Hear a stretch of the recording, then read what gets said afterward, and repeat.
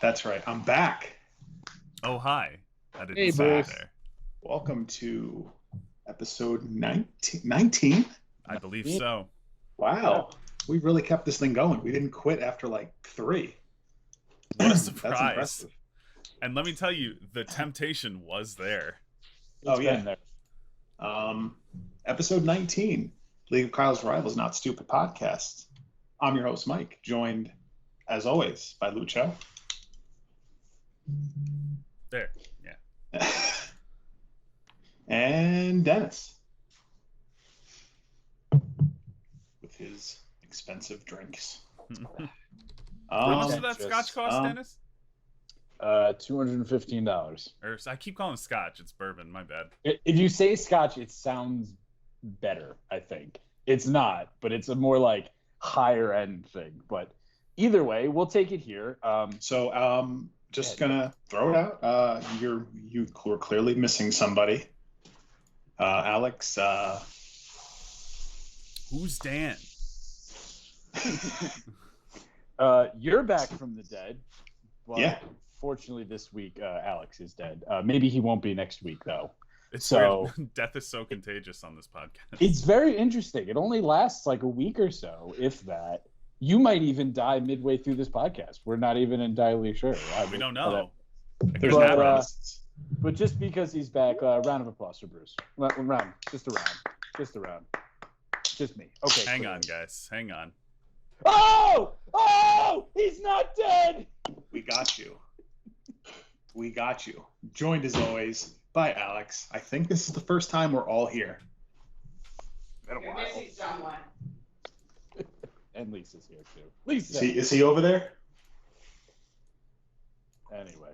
But, Al? Hi. Welcome back from the dead. We thought you were dead. Oh We yeah, told everyone you were dead. there was some witch magic that happened that brought me back to life. It might have been Bud Light. Yeah. Oh, tough scene.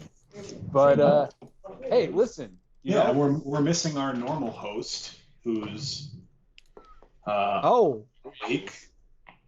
there he is. Bruce, it's so nice of you to join us finally. That was stupid. Drop the pacifier. Is he gonna throw up on the computer? Kind of looks like Oh, it. I hope Honestly, so. if he, you know what, If he did, that'd be great content. It Do would. it. worth it. Do it, Rocco. Do it. We want you to. So who do you think has better food takes, Bruce or Rocco? Oh, definitely Rocco. Probably I mean, Rocco. He likes milk, so I don't really like that's it. milk. I'm not. I don't either. I That's why I go. I almond. only drink almond milk now. Yeah. Well, I mean, if someone gives me a glass of regular milk, I'll probably still drink it if I really want it. But Spit like, it out. On the street. Here's some milk. yeah, but when is that gonna happen exactly? Thank you. Oh, you just wait. So Bruce, I opened this show sheet. Why is there anything football related on here? Yeah. I'm sorry. Well, I mean, we're clearly starting it off with a milk discussion. I mean, the McPoyles love milk, so. But is Who there called bath her? salts in milk? All right, Rocco's gonna probably have milk Rocco. at some point. From who? You or Lisa? I mean, if these worked, I'd do it. Ew. Nobody wants that. He would just. So, he would just I'm gonna eat go, air. guys. I'll see you later. See you later, Rocco. Bye, Rocco. All right, so listen, week 6 recap. But before we get into that, we have fan mail.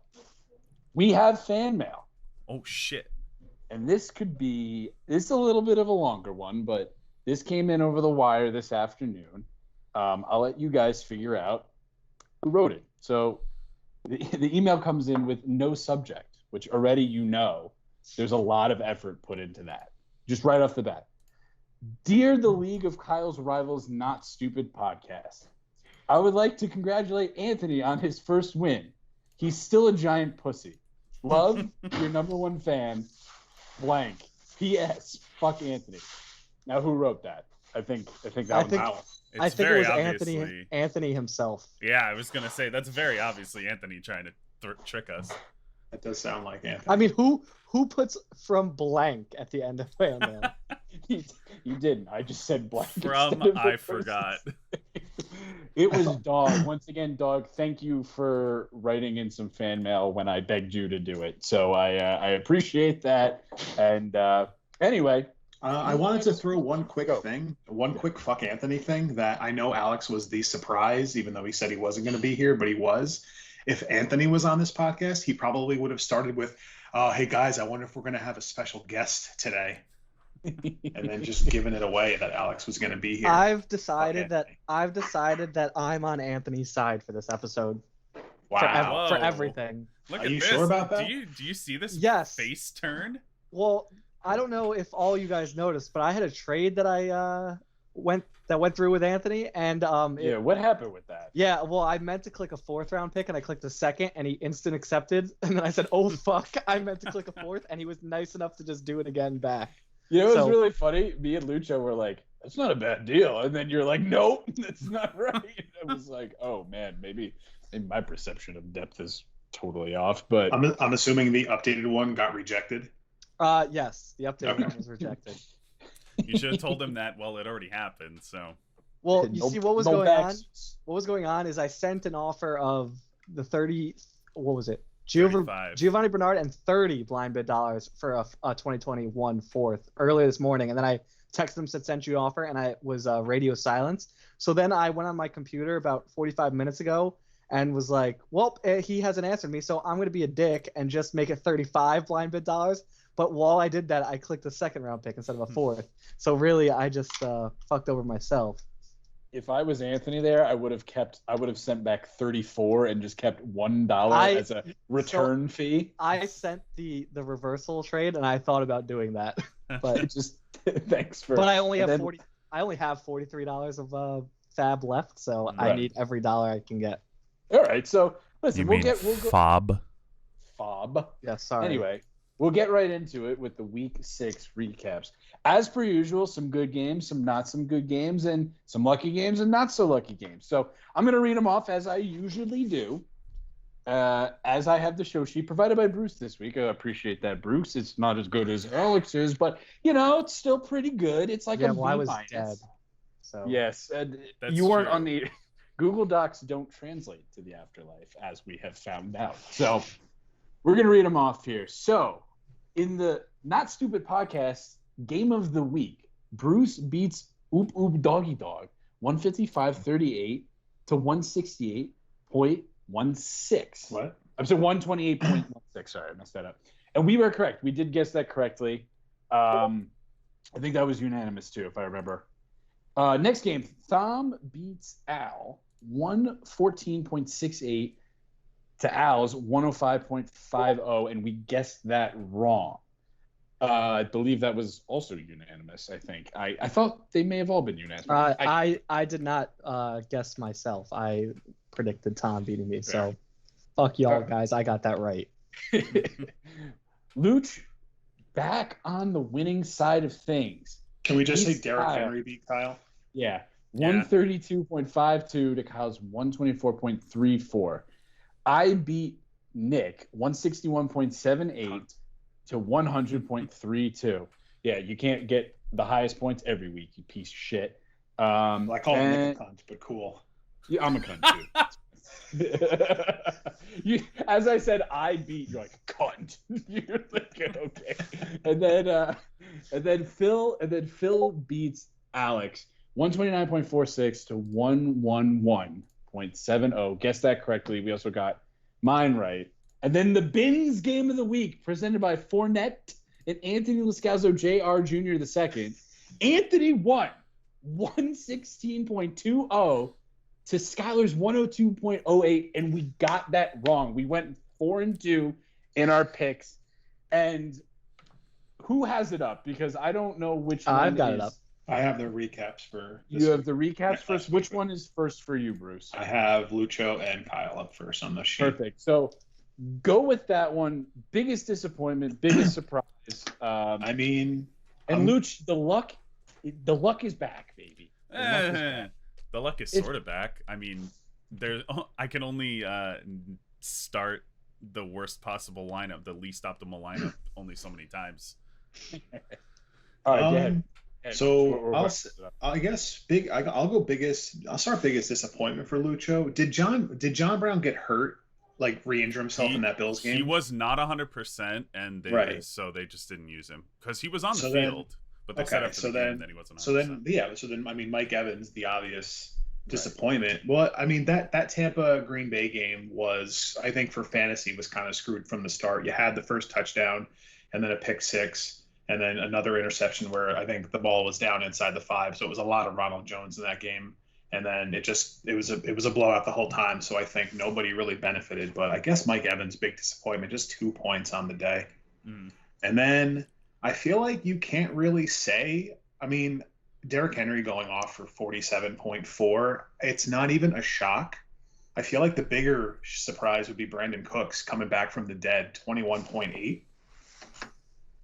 I'd agree with that, but I think we've always said on Brandon this podcast, Cooks was anytime back somebody from the scores dead. over 40, I think we always count it as No, I know, but I feel like Derrick Henry has like a couple games per year where he has that 90-yard touchdown, and then this like, is the just third straight year he has 200 rushing yards in a game. Yeah. But Brandon Cooks was back from the dead the week prior because he scored 32 points the week prior. Because I know that definitely because I have him in the redraft league, and I started him this week as well because of that.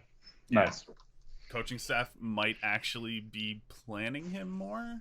Yeah, you know, a guy that can have 1,000-yard seasons on like 3 or 4 different teams. Yeah. Decide to use a guy like that.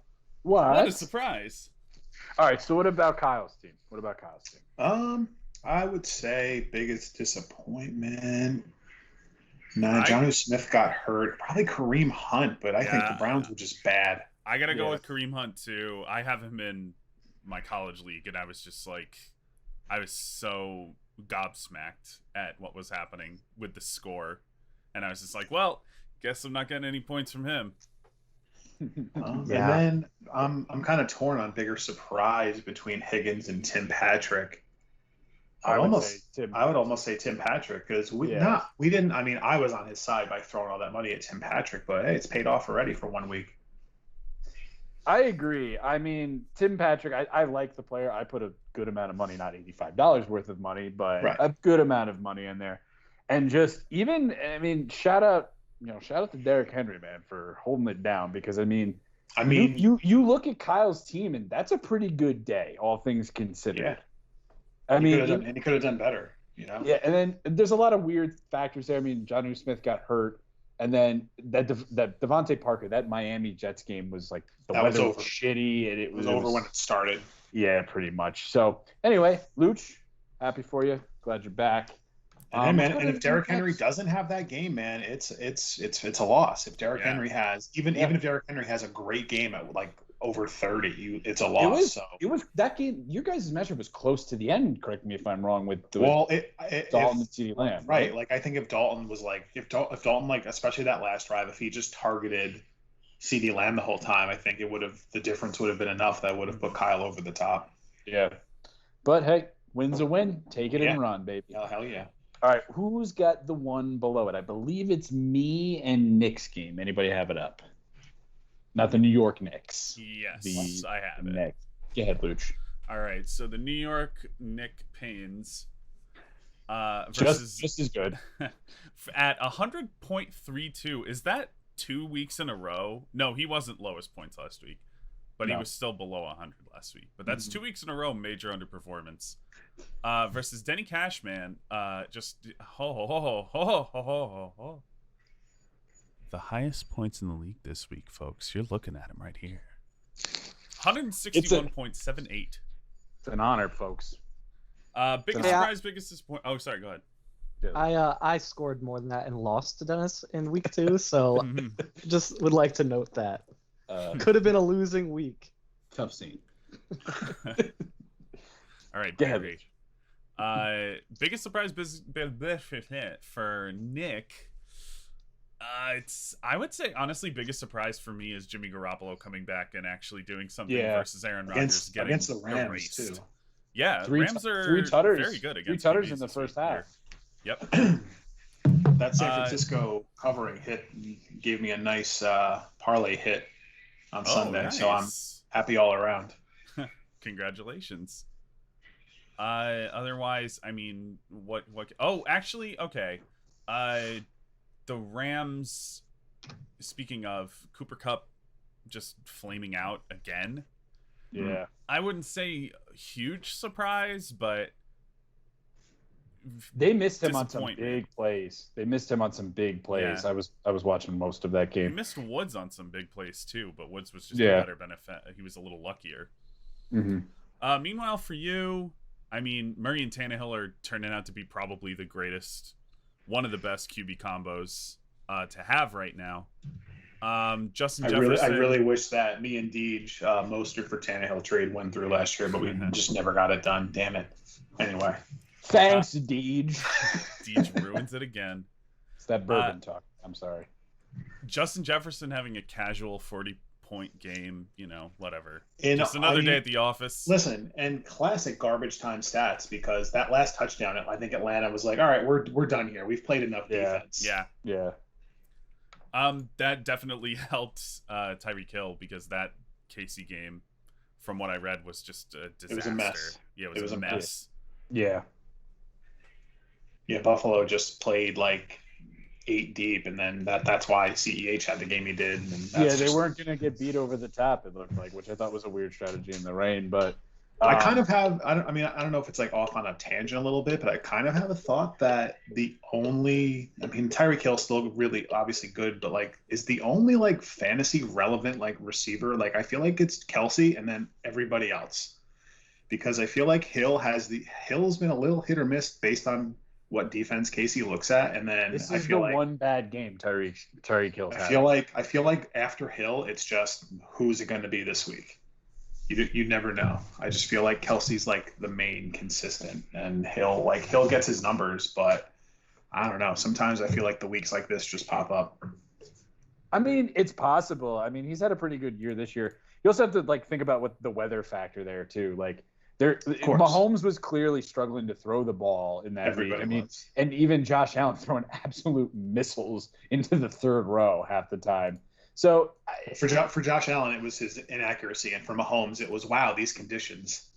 Yeah, wow, the conditions. But yeah, I mean, I guess so. The only thing I will say about this matchup is, and it's surprising neither one of you guys said it, was Aaron Rodgers with only 3.8 points. I thought that was I was trying to point that out with Jimmy G too, but the point just kind of got away from me.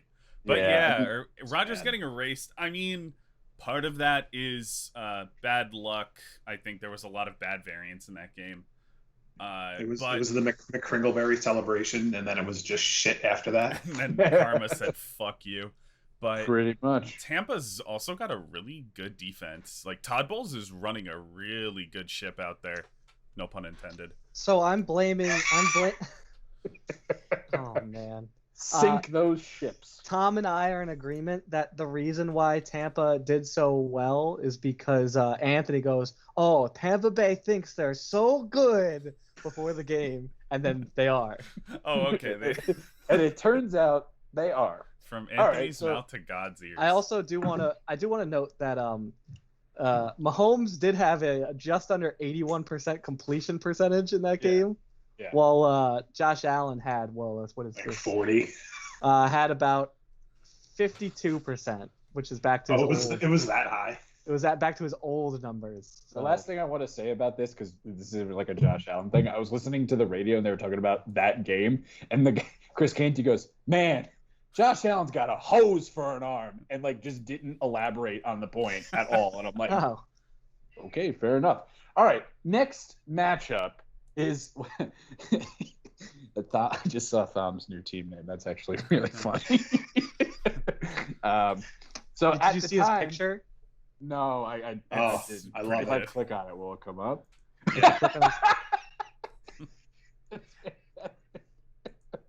Oh man, now I just lost my place. Hold on a second. Give me a second. I will get back to that. But yeah, at the time, I do believe Thom's team name was Trump Ryerson 2020, and it is now Skylar is Brother Bilo, which is fucking hysterical.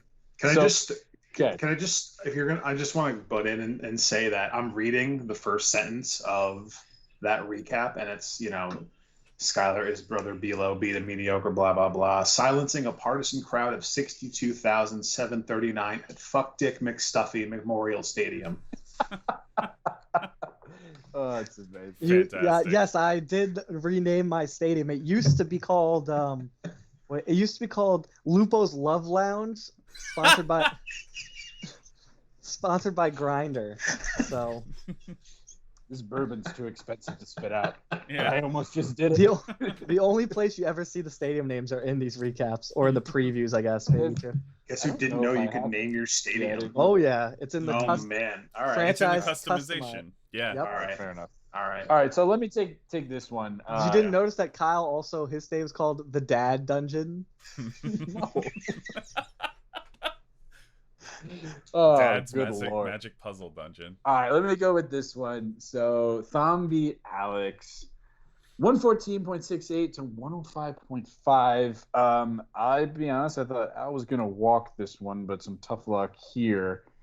Biggest surprise, biggest disappointment for Thom's team. I'd probably say surprise was. Ooh, this is kind of tough. Matt Ryan I mean, outscoring Lamar Jackson, maybe. yeah, kinda both the surprising. quarterbacks. But like Matt Ryan putting up 30 is like not crazy to me. Especially against the Vikings team. I guess just the collective effort of both quarterbacks, because I mean that was the difference right there. Disappointment, probably you could go anywhere here. I mean, Devontae Adams didn't have a great day. It was his I'd first game probably back from say injury too. Like Probably 80% Devin of our players Singletary. combined had I that. think Devin Yeah. Singletary just might Especially not in be a good. crappy weather. Plus, I like Singletary. I know. All right, so for Al here, biggest surprise, and I'm There gonna is go- none. if There's you could no really surprise. call it a surprise. I mean, AJ Brown just was really good, but that's not surprising. That was And- mostly the 2 touchdowns. I mean, target wise, Tennessee spreads it out pretty good. That's Disappointing. the thing with him is he's going to work on efficiency, and he's Right. crazy efficient. That's Which is that good. right. disappointment, probably Hopkins. I would say Yeah, that the one Cardinals jumped out at had me. what 31, and I feel like it was all the Christian Kirk. I but disagree. I would say Kyler Edmonds Murray is a only bigger had 9 disappointment. Yes. completion. I agree with Lucho on that.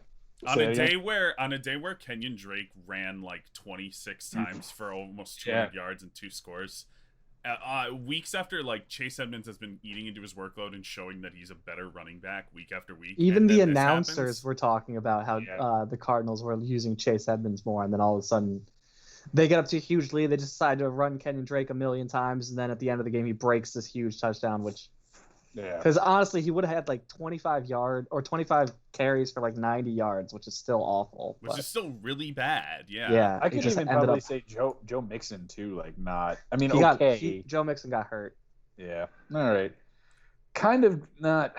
I like even though I won't say Ingram's a disappointment because I actually like that play, especially against a shitty Washington team. But Well, after the game, I just somehow find out that Ingram has sucked against Washington his entire career, which I didn't know. So, yep. Yeah. Interesting there. Anyway, It's a psychological thing.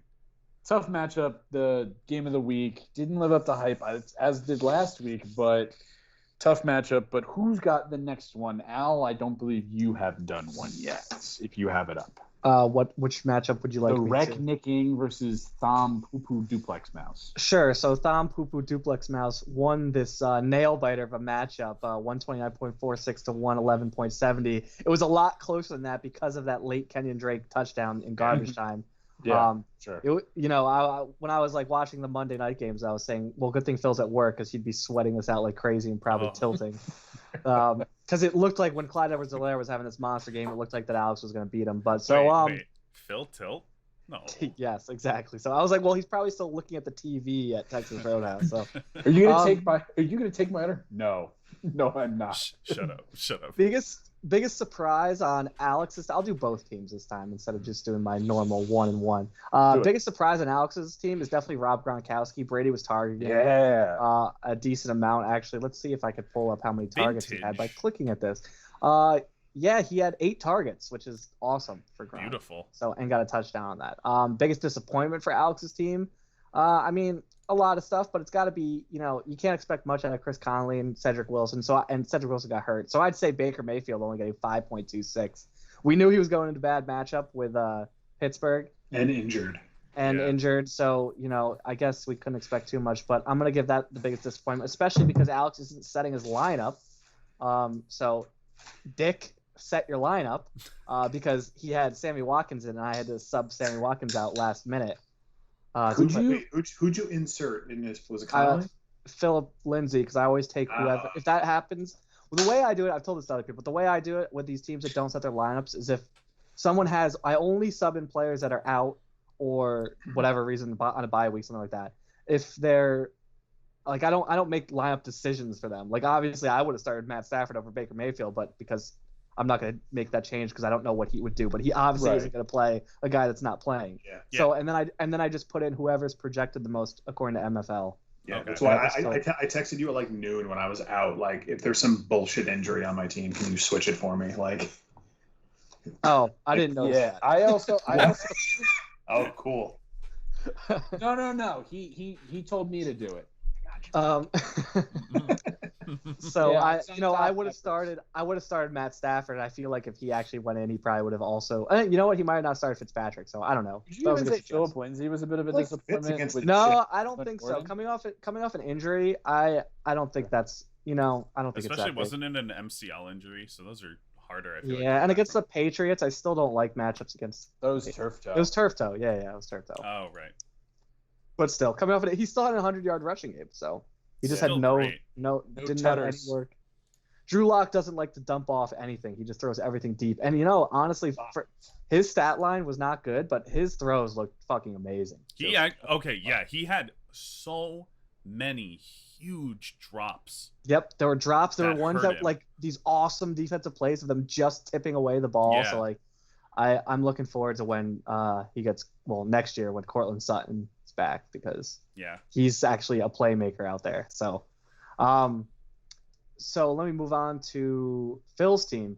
Biggest disappointment on Phil's team is 100% Odell Beckham. I mean, that falls right in line with Baker Mayfield, but to only be able to put up 4.5 after the past couple weeks he's been having has been pretty bad. Biggest surprise, I mean, we've already mentioned it. It's got to be Kenyon Drake just getting as much workload as he got is probably the biggest surprise, and then it ended up turning into, like we said, take away that last touchdown. It's still the fact that he got all those carries. Yep. So there it is. Congrats. Yeah. I think any fantasy thing I've heard was like, Edmonds is going to be the guy. Edmonds is sneaking into that workload, and then of course, like as anything happens, it's and by the way. I feel like Cliff Kingsbury reads all this stuff and he's like, all right, how can I fuck with all these people? He waits to see who I put in my lineup because he's been fucking with me for 2 seasons now. Oh, Alex is starting Chase Edmonds this week. Yeah. Yep. So anyway, we'll go to the next one, and I would like to do this one because I said I want to do this one. The Bins Game of the Week presented by Fournette and Anthony Lascazzo Jr. Jr. Anthony got a win. The second, but it changes by the day. Skyler put up 102.08, and Lascazzo put up 116.2. Now, can I add both of them would have beat Nick? Oh, just absolutely distraught.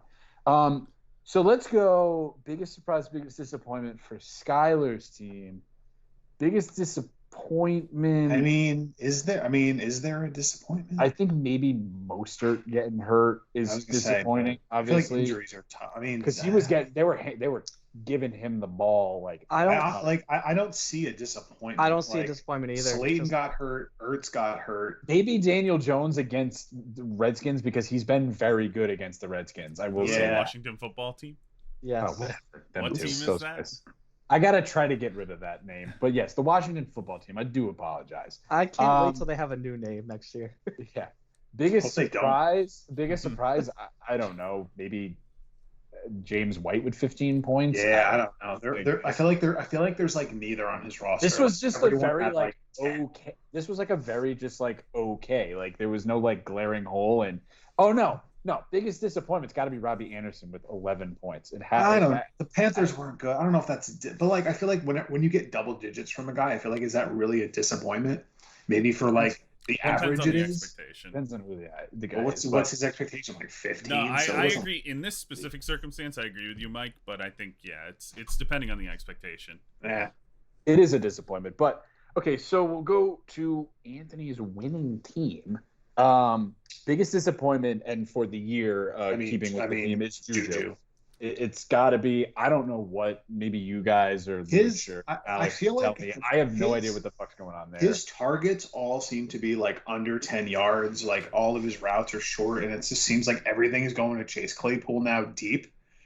And you would think, especially with Deontay Johnson now, like why isn't Juju getting more work really? But it's just I don't know what they're running. Like I don't get it because he's super talented, and you would think with all those guys on the field that he would just get himself more open and have more targets his way, more catches. I don't know.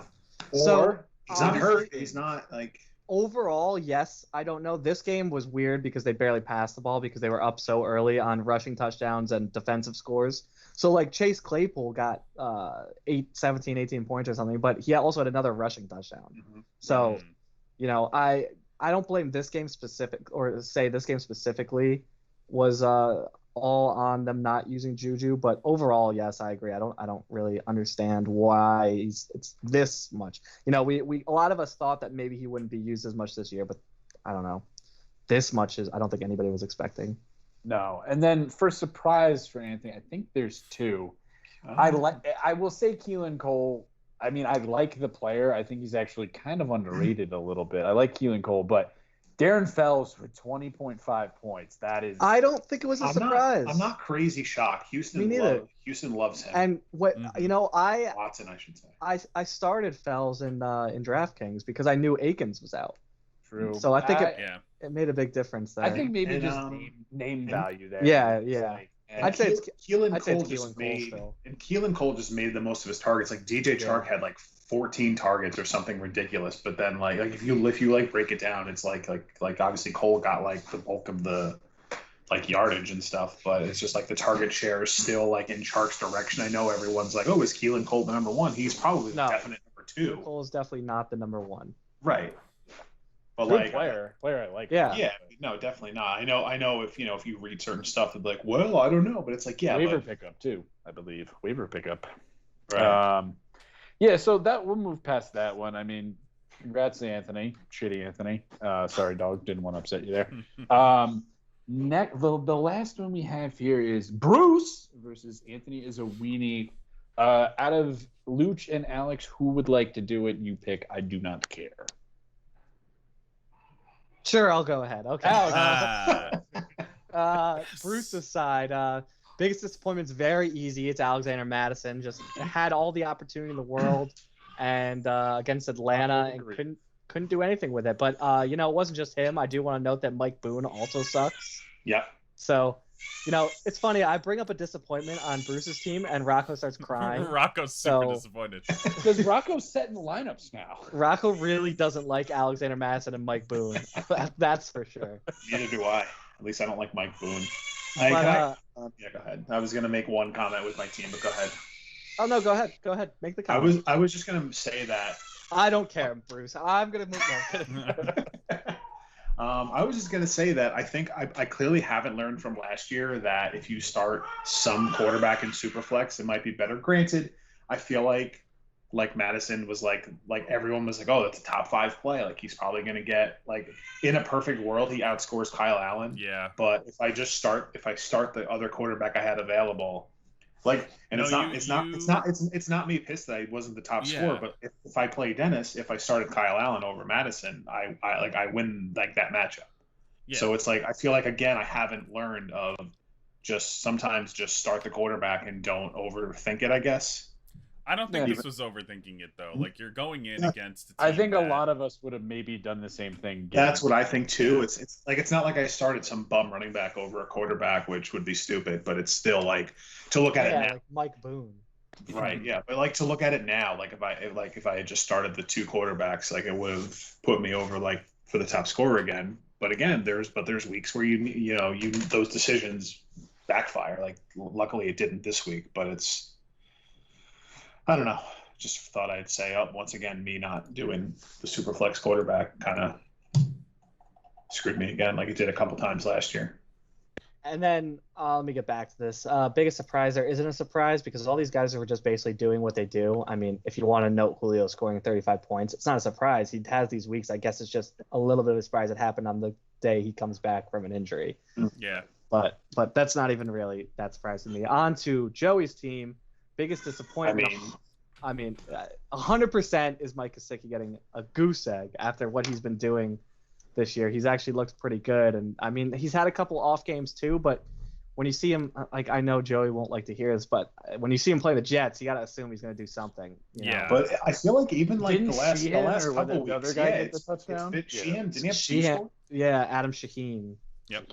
Yeah, I think he had two. Notre He definitely Dame had one. tight I end. don't remember now. But so it's just a little bit of, I guess, a little bit of unlucky Variance. play. Yeah, there that got to that. I mean, Joe Flacco getting 5.44. It's Joe Flacco, Womp, so womp. that might be the counter argument to you saying just start the quarterback though, Mike. I Because know. I don't know if Joey had anyone better to start. I'm not going to go that No, deep he did into his not. roster, but I don't think so. No. yeah. So I mean, it's not much, but that's biggest surprise on Joey's team though. Definitely Ronald Jones, and this is just not even this week, just continuing to be a really solid play. And you know, I think he's running back like 11 or It's 10 or something. He's playing himself into that role that everyone thought Fournette was going to take. Well, Fournette has the same injury that's plagued him his whole career, Right. so you know it Being sucks bad. because we thought Injury.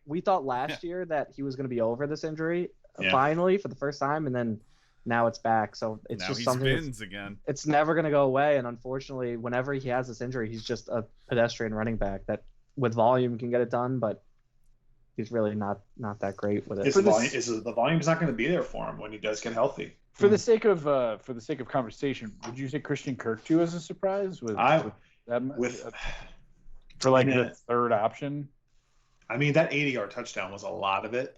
Yeah. But And that's what Christian Kirk was does, though. That's what he's a deep shot guy. He's a boom bust guy. It's the same thing. I don't find that surprising, especially when you're watching this game and you're seeing them just try to go deep the entire game to him and Isabella. It's just Those are Isabella's targets. He should stop taking them. Kyler Murray for like the first quarter of the game just forgot how to throw a football. So he might have actually been able to connect with Isabella if he was playing as well as he was later in the game.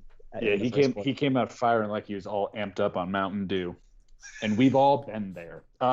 So that wraps up the summaries. I do want to make one quick note before we head out of here. So we'll head out of this segment. long way to go. Well, surprise, guys! I'm actually leaving. I only jumped on for this part. It's funny when I'm reading this recap. I just noticed this when on this matchup. The last paragraph says, "Coming up in Week 7, the 1-5 Juicy Swag are at Bruce, where Bruce is an early 83.2 favorite." God. Oh, 83.2 favorite. Okay. I'll take the over. Jesus. Oh, man. Cover? That's what he's worried about. All right, so we'll read off the current standings as they see fit, and this is in order of actual standing with the potential points and everything too. All right, so Bruce at 5-1, myself at 5-1, Dog at 5-1. It's not in order with the potential points. It's not? No. I just put the standings because I forgot to look at. Okay, so then that's why I asked, and no one said anything.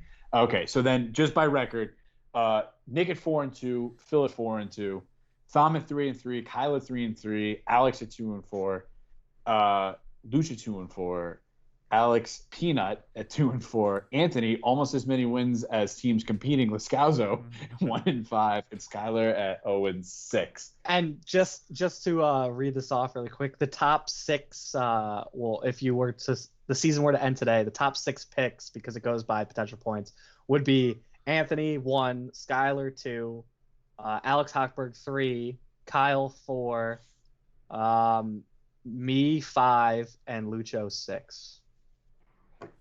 All right. Okay. So this year's not going how I envisioned. Luch, you're having the Phil year of last year. I need to start tilting more. Maybe it'll be good for me. Yes. Or do you have to head out now, Luch, or you got a little bit? I can. Yeah, I'm gonna have to head out soon. Do you want to do the food thing now? Yeah. Do you guys want to do that now? Sure. Let's go. Here's a nice little break. We'll get it in the middle of the episode this time.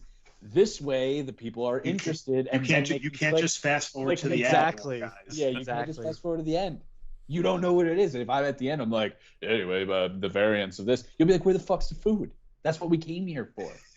So last week it was barbecue, wasn't it? And we had some lists. Now, I toyed back and forth with what I wanted to do. I thought seafood, but that's a little divisive. Not everybody. A lot of people don't like seafood, especially in our friends. I love seafood. No, right. But so maybe another time. But so this week, to quote Billy Joel, scenes from an Italian restaurant. Now, I do believe every year. It's the title. He doesn't say it. He wrote it, Luch. He wrote it. Okay. Great. Now I'm offending the Italian. Oh my god. Anyway. So, yeah, Bruce, are you Italian? Yeah, we have this. Okay. That's a lot. That's more than I am. So.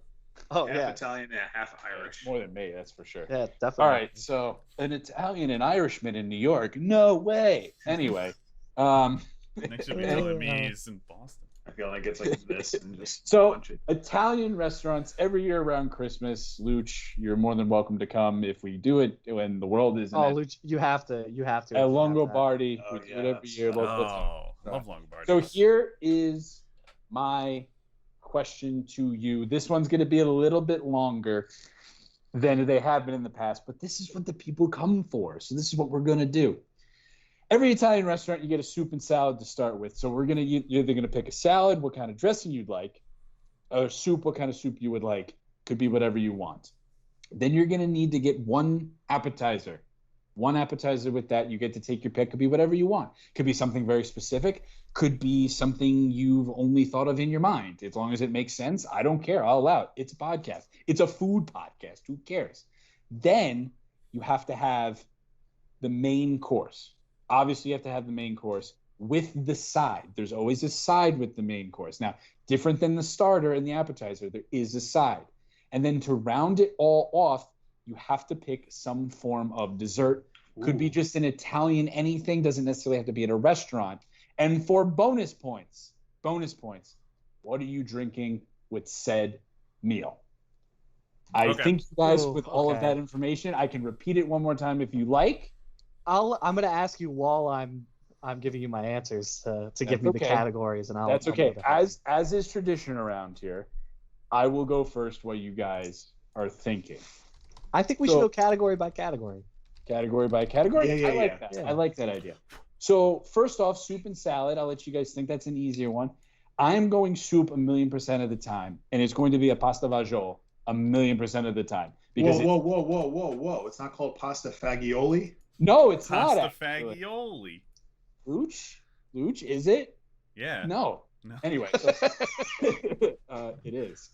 Pasta fagioli because it's the best soup, I think, out there, personally. That's just my opinion. Could be wrong, but I will pass it to whomever is ready now. Sure. So you get the Olive Garden breadsticks, right? Yeah. You think an Olive Garden? Hey, listen, when you're there, you're family. You literally have to get married when you go into Olive yeah. Garden. I guess I'll go ahead. Good. So most of the time, yes, I'm getting soup. The only time I'm not getting soup is like middle of summer. It's ridiculously hot outside. I'm happy I'm finally sitting in air conditioning, but I'm definitely not getting something so hot that I'm going to start sweating that's again. why they made gazpacho. So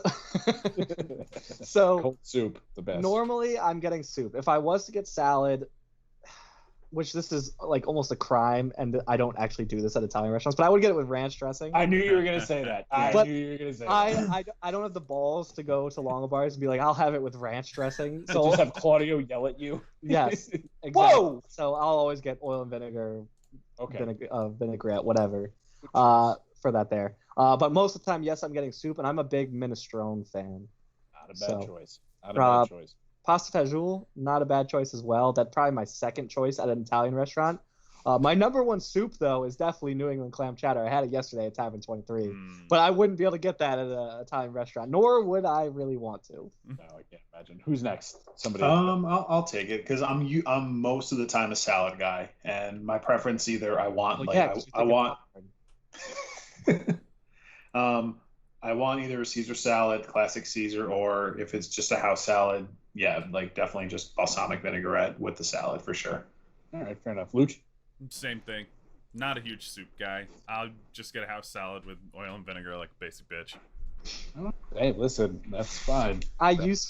Growing up, I was a big Thousand Island dressing guy, but yeah, I'm not a fan of like those like the creamy dressings on salad for them, like like Caesar. Not an Italian place. It doesn't. No, in general, like I don't like blue cheese on my salad. Really, just I don't even bring up blue cheese. I've already had this discussion. I know. The fucking blue cheese has mold in it.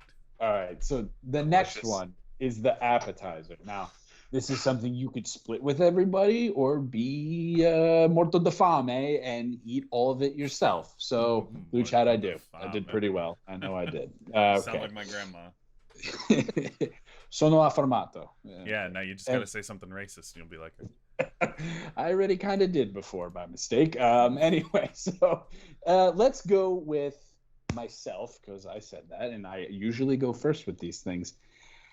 Easy to say mozz sticks, especially at a place like Longobardi that makes like real good ones, like the basic fried shitty ones. Easy to say calamari too, but you can get that pretty much anywhere. Or sorry, calamari. You can get that pretty much anywhere. I will say something recently that's become a favorite of mine. Clams oreganade by far it's not a lot. You get a little bit of the seafood. You get a little of the lemon on top. You're good. I'm going with clams oreganade. They're my favorite. Whoever wants to go next is next. I have my two go-tos, if that's allowed. Oh, you fucking cunt. All right. I'm just going to say both anyway. Who cares? So definitely, if it's made well with a thicker sauce, Muscles Fra Diavolo. But I need the thicker sauce because then you can just like scoop it up and eat it. When it's like a thin, like brothy sauce, I'm not a fan. Right. And then the other one, because I've only seen it at the restaurant called Rosario's that's near my house. It's fried calamari, but instead of just with sauce, it's pretty much with like bruschetta on top and then like a balsamic glaze in it, and it's delicious. Damn. It's delicious. God damn. All right. Anyway, who wants to go next? Somebody jump in. I'll go next. Oh, I'm sorry, sir. Honestly, fuck you. Calamari's delicious. It is. Didn't say it wasn't. But if this place, my go-to is always if this place has arancini, then I'm gonna get arancini. I gotta try it. So that's my number one. Then if they don't, calamari is perfect, beautiful. Okay. Honorable mention for Lisa's burrata every time. Oh, burrata's fantastic. Burrata's good, yeah. Not always the first choice. Al, to you, round it out. Honestly, I'm not the biggest appetizer guy in general. But if there was an appetizer I was gonna get that wasn't like calamari, then I'm a big fan of just the fresh mozzarella slices with like oil and vinegar on top, maybe some. Caprese salad. Caprese. Yeah, sure. That's good. I'm a fan of that. Honestly, there's nothing better than like just a nice, clean slice of fresh mozzarella. So like that's another, like being someone that's not a big appetizer guy. I like those because they're not filling. Right. I could just have a couple of them, and then that's my logic with the clams oreganade. Like there's like 6 of them, and there's like that. They're small. They're not huge, but let's go to the main courses here, which we've been thinking about for a little bit. I know I have. Now I'm gonna do this, and I'm just going to tell you now, so we don't have to be like, here's 19 things that I like. We're going to do your thing that you really want, and then your second time, as we often do, like we did with the barbecue, do the second time around. So maybe something a little more adventurous the first time, and then the second time you play it a little safer, or vice versa. You take your pick. I don't live your life. For me, 1,000,000 times out of 1,000,000, it's boring, but chicken parm is just like, I didn't get it a lot growing up with my mom. My mom didn't make it a ton. So anytime I went out, I really wanted to get that because it was just it's perfect. It's a chicken cutlet with cheese and sauce. I mean, what more do you want? That's a good choice. I'm a big fan. To follow your, it's boring, but my number one go-to, I love to get this at Italian restaurants, especially Longobardi, is the chicken marsala. Oh yeah. So give me a small side of maybe ziti. We're not at sides yet. No. I'm just saying it's part of the meal. Get some ziti underneath it. Get all marsala sauce on top of everything. Throw on a bunch of mushrooms. Side of ziti for me too. Yeah, 1000%. Or penne, depending on what they had. Yeah, whatever. Okay, mezze penne. Sure, there could be. Anyway, really thick round pasta, no string pastas. See, I feel like that would be the go-to for a chicken with a saucy dish, in my opinion. I like the ziti. I've always been a ziti. So, I love ziti, but I always think my go-to is always linguine or fettuccine with that kind of thing. But on that note, zuppa de pesce, fra di apple. Oh God, not on. With some nice thick fettuccine underneath. Get, like Mike said, the thicker sauce. Oh, I love it. Zuppa de pesce, if it is made right, is possibly the best thing you can order at a restaurant, and I stand by that. Yep. I stand by that. Absolutely. Bruce. So, all right. So I'm gonna say if it's most of the time it's a special at a restaurant, but if an Italian place has ossobuco, whether it's lamb or veal, every time I'm getting it because it's so good. Yeah. And then I love veal.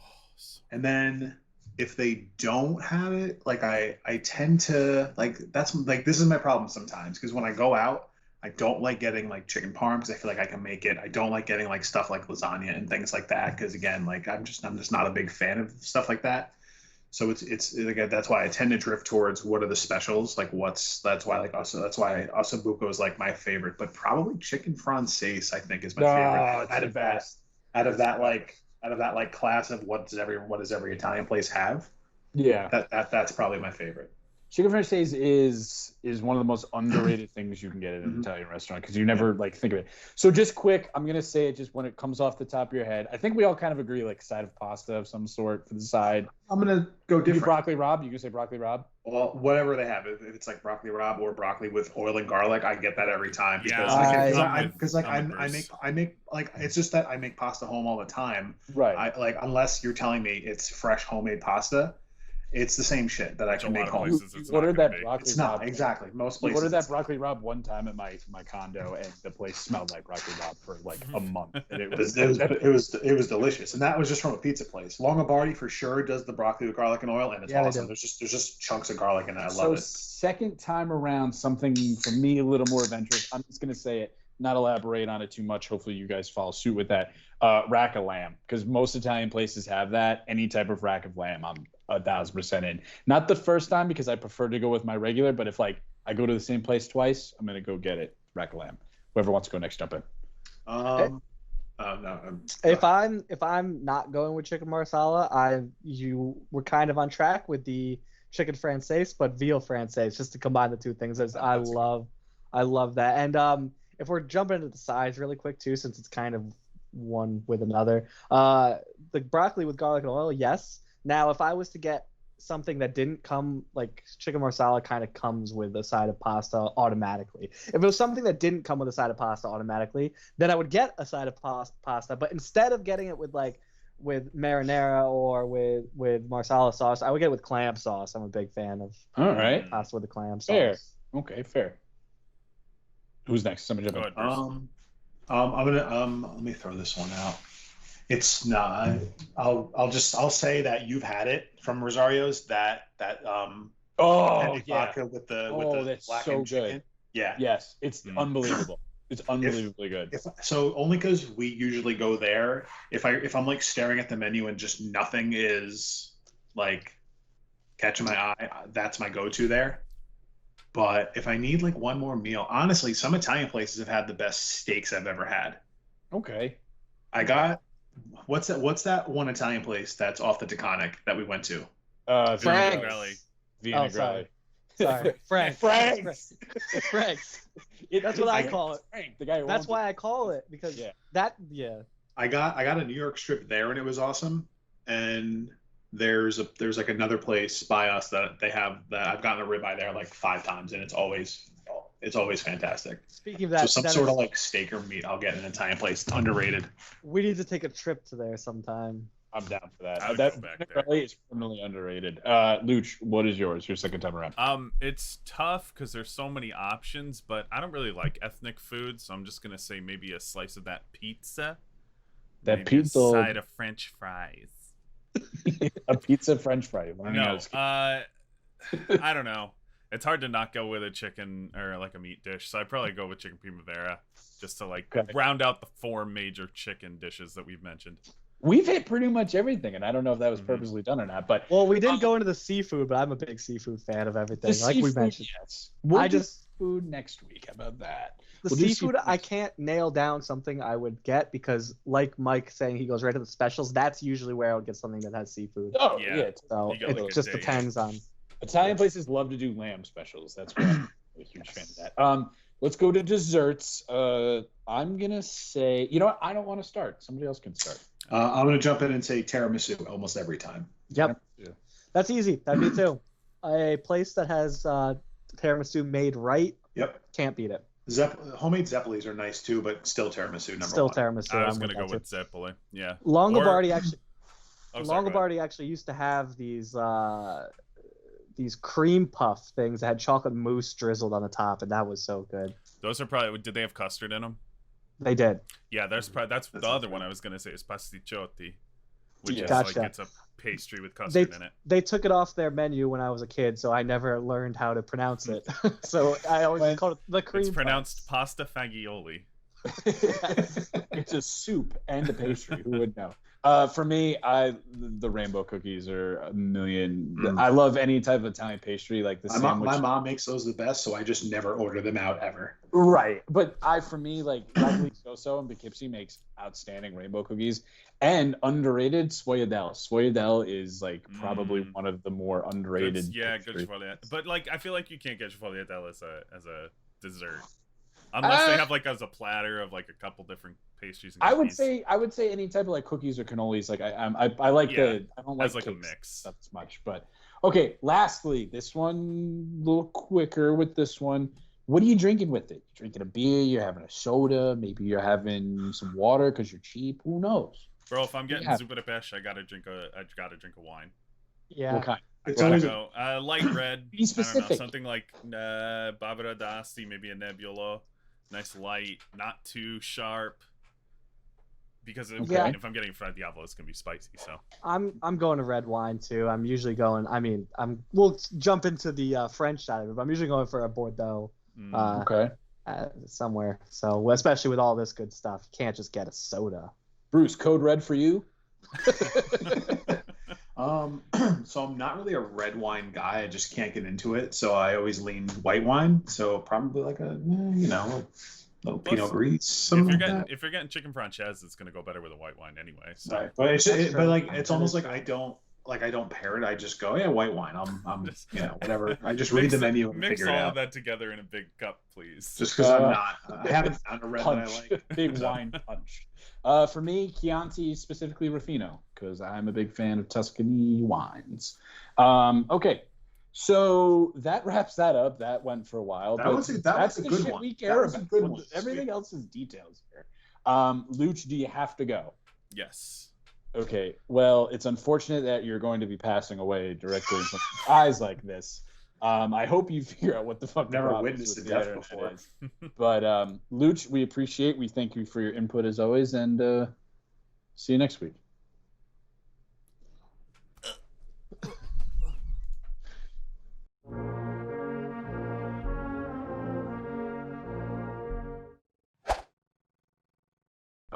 All right, so let's go trades. Yes. Trades is next on the docket here. I'll read them off. We'll talk about them for a little bit. We might be going a little long, so we'll try to keep it a little shorter and concise. I don't want to spend too much time on the waiver claims because I don't think there was a ton of really. There was like one. There was like So trades. All right, so let's go with the first one, top down. I think these are in chronological order, or sort of. Yeah, I kind of just. All right. So Bruce trades Drew Brees to Phil for a 2021 second and a 2022 second of Phil's, and this year's second round pick is Skylar's. And right off the bat, and let me go to Al. I would like your initial reaction to this to see what you think about this trade. This is tough. It's tough to come in for my input now because I feel like all my gut reactions are now gone, and I've considered more of why trades were made, which may have changed. Because like this trade happened like I think like Thursday or something or Friday. Yeah, so it's been a little while.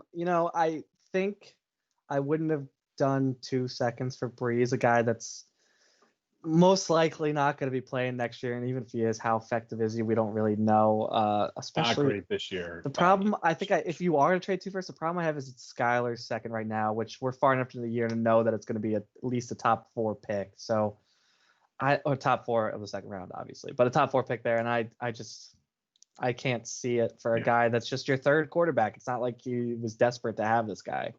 Yeah, because all right, so that kind of ties in. I don't think that you did. So this ties in for me to this next one because I don't kind of understand this only because I don't like Drew Brees because I mean Sean Payton's pretty much said he's done after this year. Not in so few words, but he was like, not really going to be around.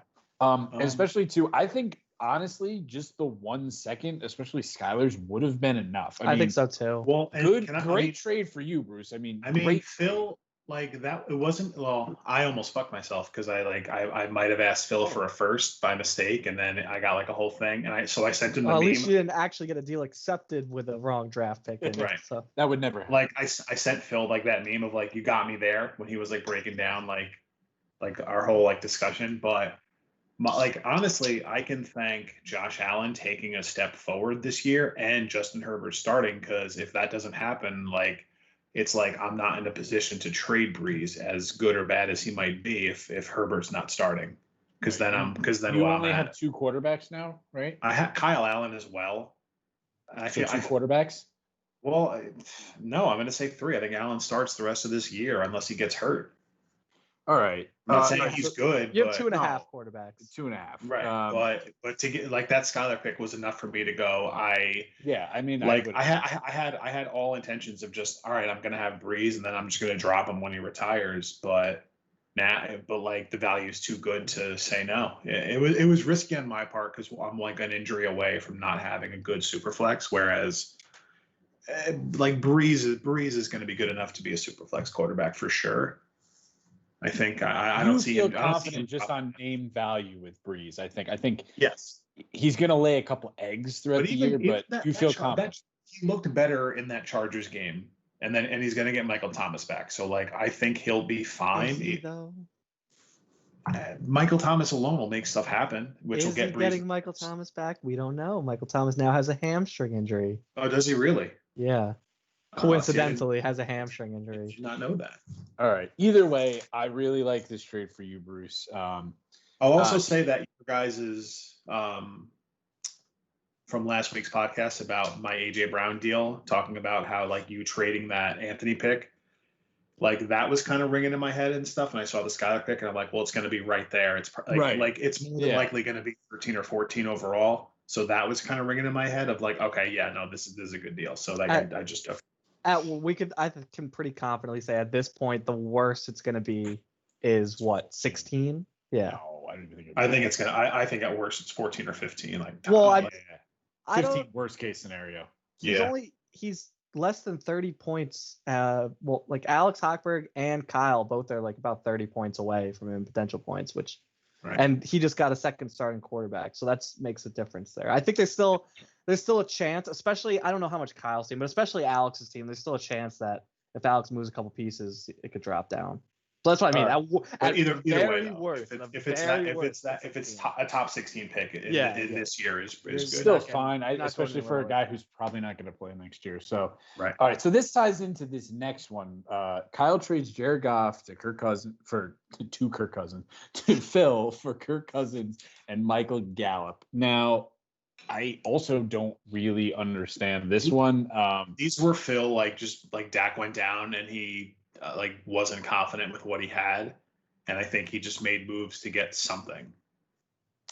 Yeah, but whereas maybe the Goff one for me, I understand, but even as bad as Cousins was in that first half for fantasy wise, he put up a good showing, all things considered, because of the garbage time.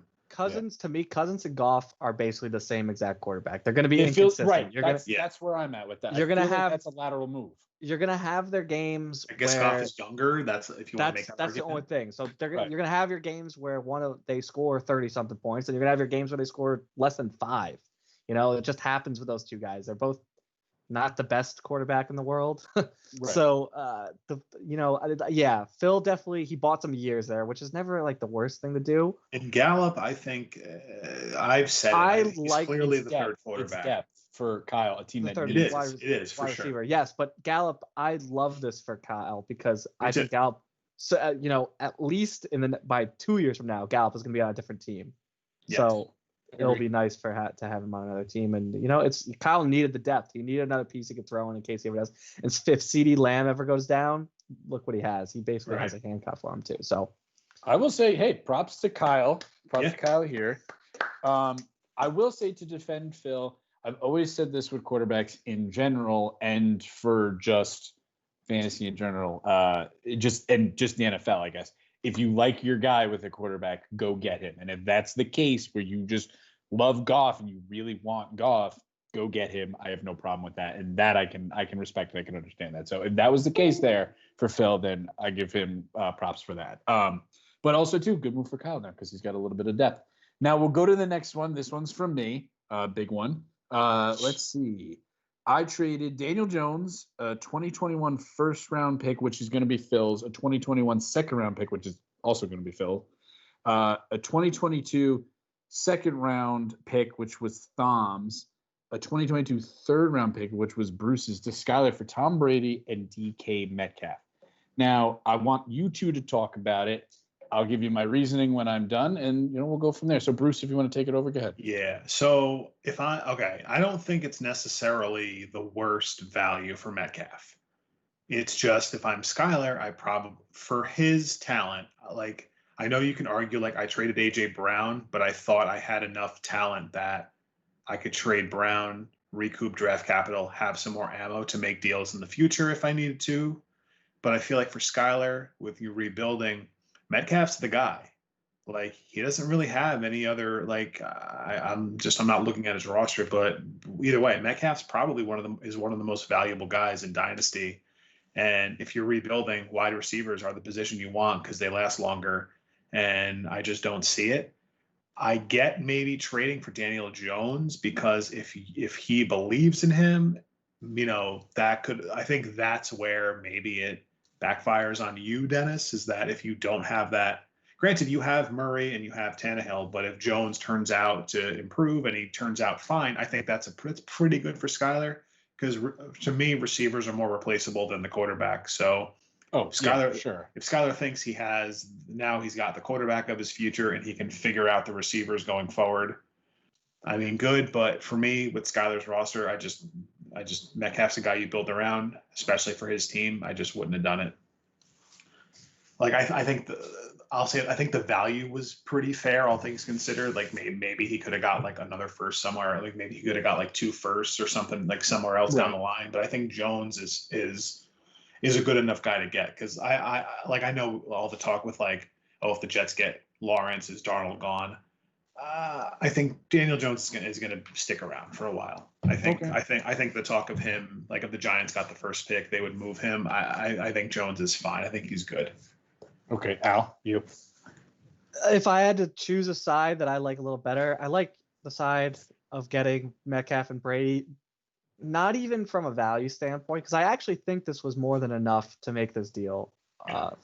But from a risk and reward standpoint, from a risk standpoint, I don't like making a move where I'm getting all these pieces that could all just turn into nothing, and giving up a guy that looks to be solidified now as at least one of the more desirable wide receivers in Dynasty. Maybe he doesn't keep up his efficiency, but it's not like he's going to be terrible ever. So. Right. I like. No, no. The value is fine. Like I don't think this is like we're not talking about. I actually think getting a young quarterback, despite what they've looked like this year, it's still a young quarterback in their second year. In the offseason, it was just a lot harder to get a guy like Daniel Jones. I don't like to really change my opinion that much based on the first half of a season, especially a second-year quarterback. It's like we've seen so many sophomore slumps, and they bounce back. Now, so like I said, getting a first, getting a couple seconds, all of that's probably good enough value to do this deal. The problem I have, Mike, you already mentioned though, is like I just don't see a reason why he needed to do it. I would have rather just held on to Metcalf. His value is not going down. You could have moved Brady somewhere else. It didn't have to be now, So I just think, I guess, yeah, if you really want Daniel Jones, if you really think he's going to bounce back, this is the time to do it. But I think he didn't have. I think he probably could have gotten Daniel Jones without giving up Metcalf. Like, how do those? I mean, he doesn't really have much on his team to be able to do. I wouldn't have traded Daniel Jones unless I was getting Metcalf back. Then there you go. I was about to ask you, did negotiation start elsewhere? From him specifically. Correct. That's what I mean. Okay. So he doesn't really have anything, but then maybe not Daniel Jones is his target. Maybe as another young quarterback could have been his target. He didn't have to trade. I don't know.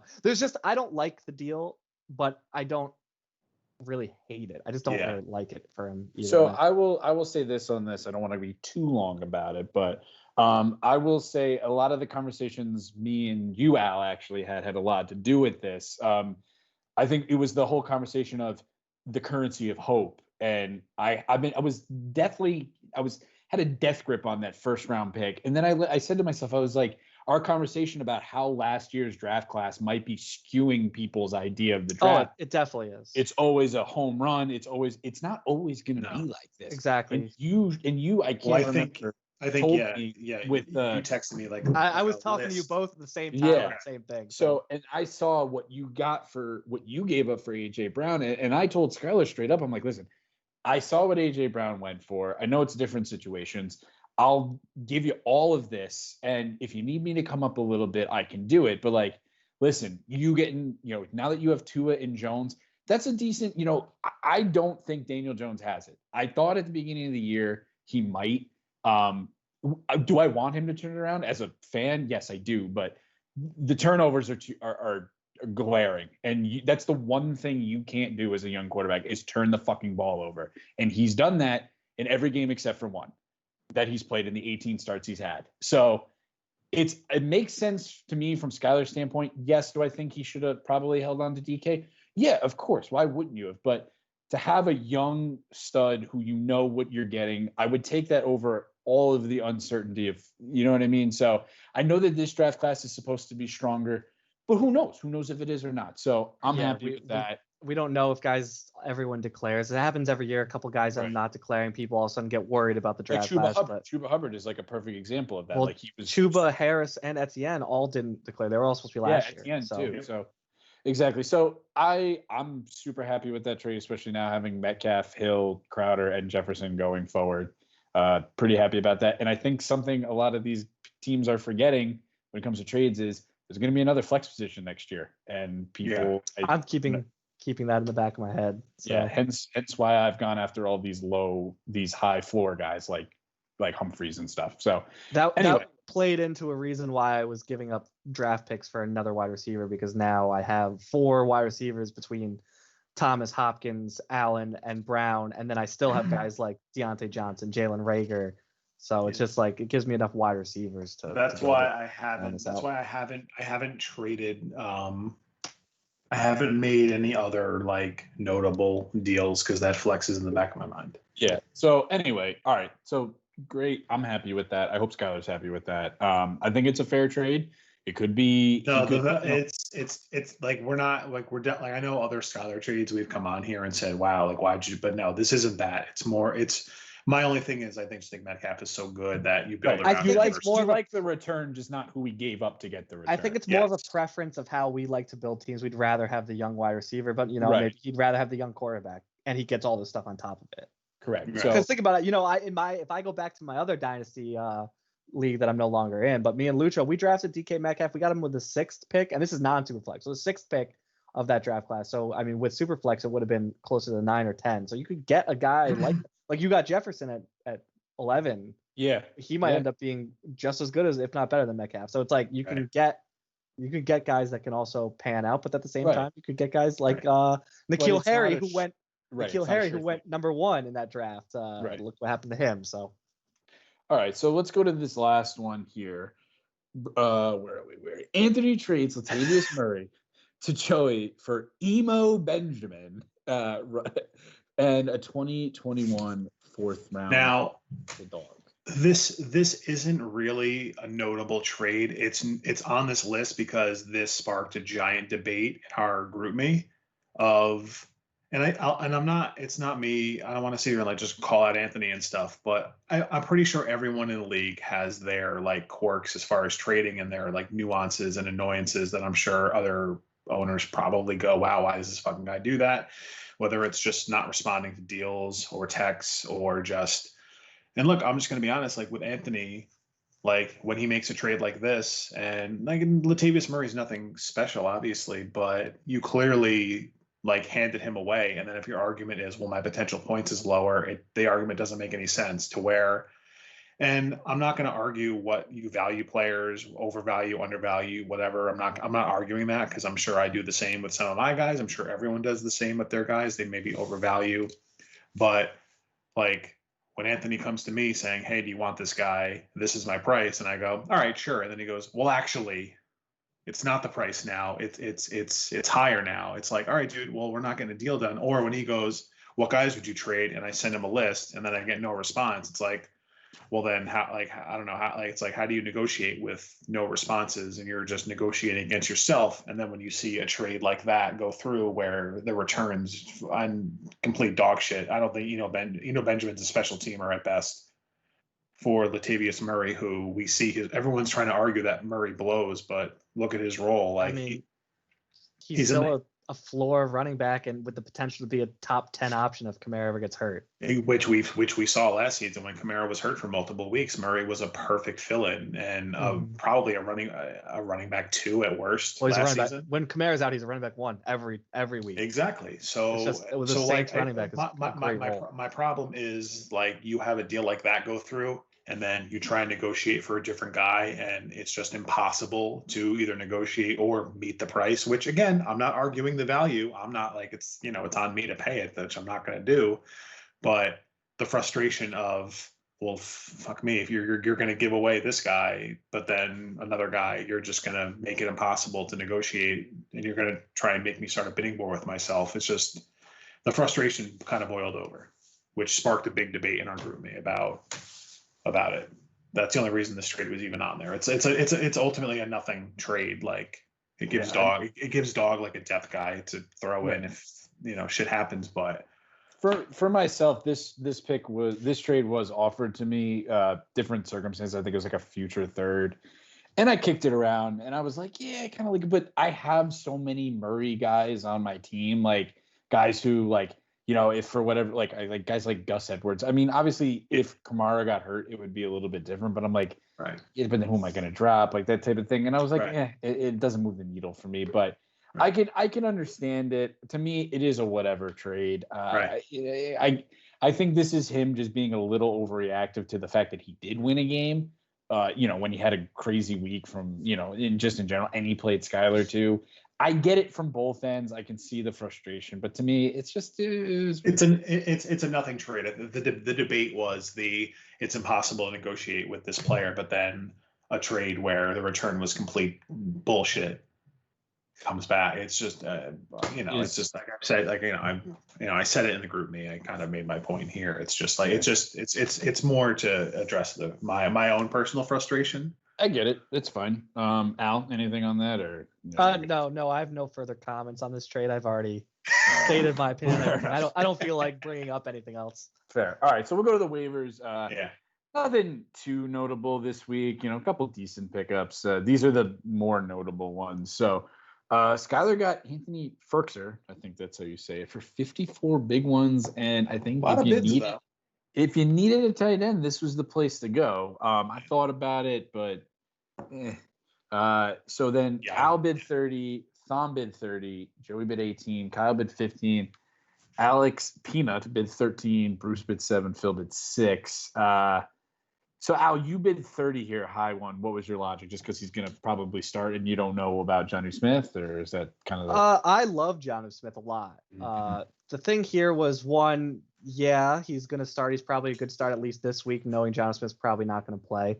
But the thing too, if you look at how he's been playing, he's actually been getting targets even when John Smith is on the field too. So it was more just that. Also, my bids, I bid $30 on both players. Well, I had 3 bids and one was for 0 because I didn't care if I got him or not with Albert O. But it was mainly because I didn't care about hanging on to these QBs that just have no hope anymore, and I don't need to start them.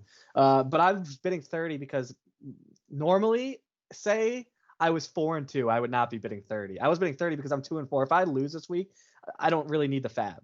So it's like, let me bid on the guys I want to ensure I get them, which I didn't think someone was going to bid 54 on this. I actually didn't even think Tom was going to bid 30. So I was trying to ensure that I got the guys I wanted at this time, because who cares if I keep losing and then have this fab left over. I will say I'm actually not totally surprised by this, just because of how much of a train wreck tight end has kind of been this year.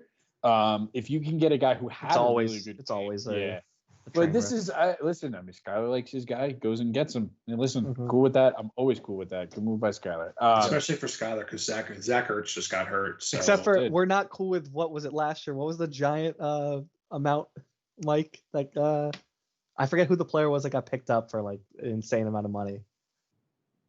I don't know. It was some like no-name random player. Are you sure? Are you talking about when we made fun of Tom in the Keeper League for blowing all his money? It was like Geronimo Allison or something. Because no. It was the dude with the neck injury. What's his name for the Jets? I can't remember his name. Wow. He was really good. Wide receiver, Quincy Enunwa? Yeah, Quincy Enunwa. Well, we made fun of him because Done deal. Yeah, Tom. No, case closed. It was case closed. Yeah. Make me an offer, because Tom thought that the fab reset. Yeah, I remember he was like, why are you guys? He was like, he spent like $85 is $100 in the first week. Yeah, and then he was like, oh damn, I didn't realize. Yeah, that was for the whole year. All right, so next one, Al picked up JaMychal Hasty for 30. I bid 27, and Thom bid 10. I think that's a decent pickup because he was getting some work over. If you want to know something really funny that I laughed about this, I actually had $20 bids in for Ferkser and Hasty. Right. And if you look at the previously processed waiver report, I changed my bid at 7:40 or 7:59 and 45 seconds. Because I was thinking before me all of I bid it maybe 10 minutes before you did. It was like 15 seconds before it wouldn't have let me change it, and I was like, well, I'm just gonna bid, because then I started thinking, I was like, why do I need to keep fab? Whatever, I'll just. Well, with Mostert down, it's actually looking like McKinnon and Hasty will be like a kind of a committee. It kind of seems like that. So we'll see. Makes our Jeff Wilson bet seem really stupid now. Yeah. I kind of went for that just for the handcuff, just to get him and just play McKinnon. Yeah. So I went for him because McKinnon didn't play almost the whole fourth quarter, and Shanahan is known to do weird things, and I wouldn't be surprised if Hasty's just the guy next week. I mean, I wouldn't be surprised if McKinnon's the guy too, but I was like, let me take the chance. I would say it's probably going to be McKinnon, only because he has been, and he was good when Shanahan actually came out and said that he's just going to ride the hot hand. So we'll see. So same old shit. It could be anyone. It's probably going to be someone that's not one of those two players. It's probably going to be what's the fullback's name that they love so much? Juszczyk. Yeah, probably Juszczyk. And then smaller ones here. Kyle picks up Marcus Johnson for 25. I don't even know who that is. He's bidding against a wide receiver for the Colts. Yeah. He had a good game last week. All right, and then Bruce picks up Ben DiNucci for $2. And I don't even know who that is. He's the backup to Dalton now. Oh, okay. Hey, listen, I rostered that horseshit Detroit quarterback last year that I still don't remember the name, and I refuse to Google it. So I have to. And then DeMarcus is back for $8. Noticed it's not on here, but Austin Mack is on my roster now for the 4th time in a row. So Albert, no, I dropped him last week. He's back because I dropped him because he wasn't playing a game. Then all of a sudden he's active and catches two balls. All right. So okay. Bruce, are you gonna fill this in as we go, or are we gonna just? I'd fill it in, but unfortunately, I don't have edit access. So let me click this request edit access button. Yeah, request it. Allow it. I sent it. Let me see if does it go to my email? Is it just I don't know. It didn't open the app. I'm literally sitting in Google Drive on my PC.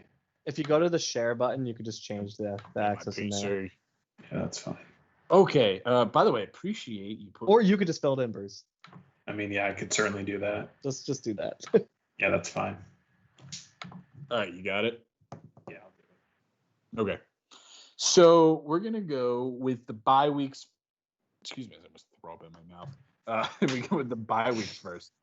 Ravens, Dolphins, Vikings, Colts. Now, these pretty much, maybe not the Dolphins as much, are pretty big bye weeks for everybody, especially, well, for me, the Colts and the Vikings, and then everybody else, because I don't care about anybody else. Anyway, so I'll read off the matchups, and then we'll go down, break them out, try to be quick with it, as we try to be, but we never seem to be, because you want to know why? Because we're detailed people.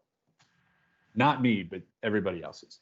All right, so the Not Stupid Podcast Game of the Week, adorned by Bruce, is Al at 2-4 with buys of Dobbins and Ingram and Hines. I put notables by. I put notable by with by guys. Yeah, no, that's in there. fine. And I made this the game of the week just because I feel like it's almost like not a loser leaves town match, but like this one. I like this a lot, actually. And then Lucho, who has buys of Rivers, Mark Andrews, and Miles Sanders, is out. Bruce. And I have the player that comes in for him. Okay. Bruce at 5-1 with buys of Thielen plays Anthony, who has buys of Brown. Hollywood, I assume. Yeah. Kyle at 3-3 has the buy of Cousins, which is notable, versus Nick, who doesn't have any at 4-2. I myself have Jefferson and Taylor out, which is pretty big blow to myself, versus Peanuts, who has buys of Gaskin, and Fitzpatrick, who is dead, finally. Probably not. He'll be on another team next year. He'll be on the Browns next year. You heard it here first. Phil at 4-2 versus Skyler. Phil doesn't really have anybody. He doesn't have. Phil doesn't have anybody on his roster, so no one can be on a bye. Right? Skyler can't start Tua, so that's gonna have to wait. And then Ertz is out, and then Joey at 5-1 with Gesicki and Burton, and plays Thom at 3-3, who has Jackson and Cook. That's a big one. That is a big one as well. Okay, so we'll start at the top here. We've got the podcast game of the week versus Al versus Luch. I will go with Bruce first because I need time to think about this because I'm not sure. I think for Lucho, it's like between River. I mean, maybe he would. I don't know if he would start Dalton over Rivers at this point. He hasn't been started. He has not been. But Mark Andrews out and Miles Sanders out is brutal. I'd assume that he's starting Wentz and Cam.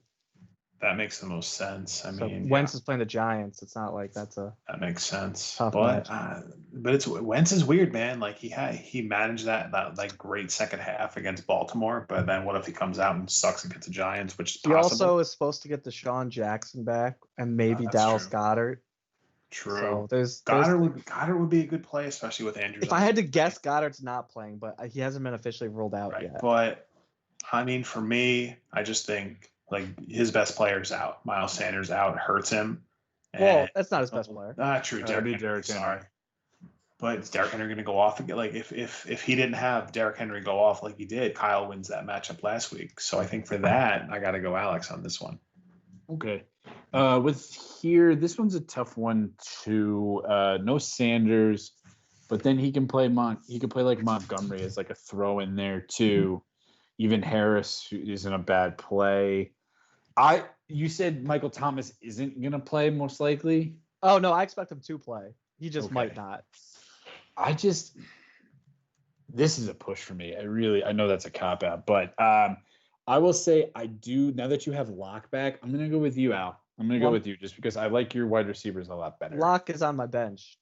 Oh, he's on your bench. Roethlisberger's been a QB1 this year. Okay, all right. So then, either way, I'm gonna go with you. I like the wide receivers better, and I just got a feeling. I got a gut feeling. I'm gonna go with me because I'm tired of picking against me and then losing. So maybe it's me, but also not only that, but I have for the first time all year have the chance to have my entire team healthy. So and no one on bye. So there's still chances that doesn't happen. Like I said, Michael Thomas now has a hamstring injury, and Joe Mixon has a mystery foot injury that happened last game, and Zach Taylor won't give any updates on it. But He did this exact same thing last year, and Mixon ended up playing. So it's just weird stuff going on here. That's why I was thinking about Giovanni Bernard. But even if Mixon doesn't play, the thing that's unfortunate is I would play Boston Scott, but he plays on Thursday, so I'm not going to make that move. If Mixon doesn't play, I guess I could throw in Hasty, though. That was my backup plan. Or I guess I could just kill myself and put Chase Edmonds in. But basically, no. It's the fact that I have everyone healthy. It'll be big. I have Thomas, Hopkins, Allen, and AJ Brown all in the lineup at one time. So I'm a fan of that, so I'm gonna say Al. Whoever wants to update it, feel free to update it. Okay. So Al would move to 3 and 4. Luce would move to 2 and 5. Yep. That scenario. All right. Bruce versus Anthony. Do we really have to spend a lot of time on this? Nope. Move on. Move on. Anthony wins. Bruce, clearly. don't. Before you say it, Bruce, don't do the. Well, don't do that. So I'm not. I'm only gonna say that I feel like I have tremendous matchups, and I'm almost mad. Like I'm mad they're against Anthony. Like I have like Allen and Diggs against the Jets. I have like shit like that. I don't understand why you're saying this. Anthony almost has as many wins as other teams who are competing. So Oh shit! clearly, just not a. Sorry. Not I'm easy. sorry. What's his mouth? So Bruce moves to 6 and 1. Anthony moves to 1 and 6. Complete opposites. It's like looking in a mirror, but the mirror's backwards, and it's not a mirror. It's fantasy football. It's definitely one of those carnival mirrors that distort everything. It's a fun house. Is this the Bins game? That like I didn't pick a Bins game because we didn't have like two. Like there's not like two brutal teams playing each other. Maybe. I guess technically the game of the week could also be the Bins game of the week. No, I don't think so. Based on a record. I think if you want to call it that, it could be. I just it's don't. Not. It's not. That's why they're kind of. It's like when the Patriots. I'm gonna give since I'm not gonna let an episode go where we don't have a Bins game of the week. I'm gonna give the Bins game of the week to Phil and Skylar's matchup just because Skylar has no wins. Okay. So the Bins game of the week presented by Fournette and Anthony Jr. second. Okay. So then Kyle 3 and 3 with Cousins out versus Nick at 4 and 2. This one's kind of interesting. I think my gut initially wants to go Nick just because of we've seen how good he is getting. But I'm going Kyle. I think Nick's team Kyle. is tanking right now. It's not since he lost Eckler and since he's had these weird QB games. Now Rodgers has been shown not to be scoring 30 points a week. It's just I feel like Garoppolo just isn't consistent for me. And they play the Pats. They play the Pats. That's always tough. Also, assuming that Michael Thomas is back would mean that Kamara's not the only guy in town anymore. Oh, that's true. That's a big deal. So I think I'm going to go Kyle just because I'm going Kyle. I think Kyle. Oh, all right, good. Wow. Okay, Kyle. So Kyle would move to 4 and 3. Nick would move to 4 and 3. Once again, it's like looking in a mirror in a funhouse, but this one's actually just your bedroom, and it's just a mirror you're getting ready. Anyway, how many mirror jokes can I make in one episode? Answer 2. Next one is me with some crappy bye weeks versus Alex Hochberg. Fuck, who cares? At 2 and 4. I think I was a little more panicked about this to begin with, but then now that I have Metcalf, I feel a little bit better about it. My running back situation is kind of shit now, especially with Taylor out, but it looks like Gordon's going to play, hopefully. You got to hope he doesn't randomly get suspended now. Yeah, he probably won't, but like you said, probably won't. But I was saying the whole time to you, the worst that could happen is he's going to get suspended for the fantasy playoffs. Correct, but hopefully by that time Chubb's back. And I mean, that's thinking so far in the future that like I'm not even really concerned about that. Oh no, you can't worry about that. But like with McKinnon probably going to get at least a share of it, and like I think I'll bridge it okay. So I don't know. You said he's got Gaskins out, who was actually a pretty big loss for a team like his. I'll defer to you guys. Let's see what you think. Well, I think with Alex, I mean, I don't know how much Bell contributes in week 1, but you got to think that CEH doesn't repeat the game he just had. I don't think so either. And I think again, like Gaskin's been really good, and I'm trying to see like who else Carson. is. Well, Carson and CEH will be his starting running backs. Yeah, and then he could go with some other thing. I still don't think he has enough. He doesn't have the wide receiver No, depth to be able not at to all. fill in here. So I'm gonna go with Dennis just because Alex just doesn't have enough pieces, which I mean is what he wants. So Right. Yeah, I say Dennis. Even with your buys, I still say Dennis. yeah. I think I'll go with myself here as well, which is a new thing. Have a little self-confidence. Been reading those books that says be more confident, but no, I'm not. I can't read. What's wrong with me?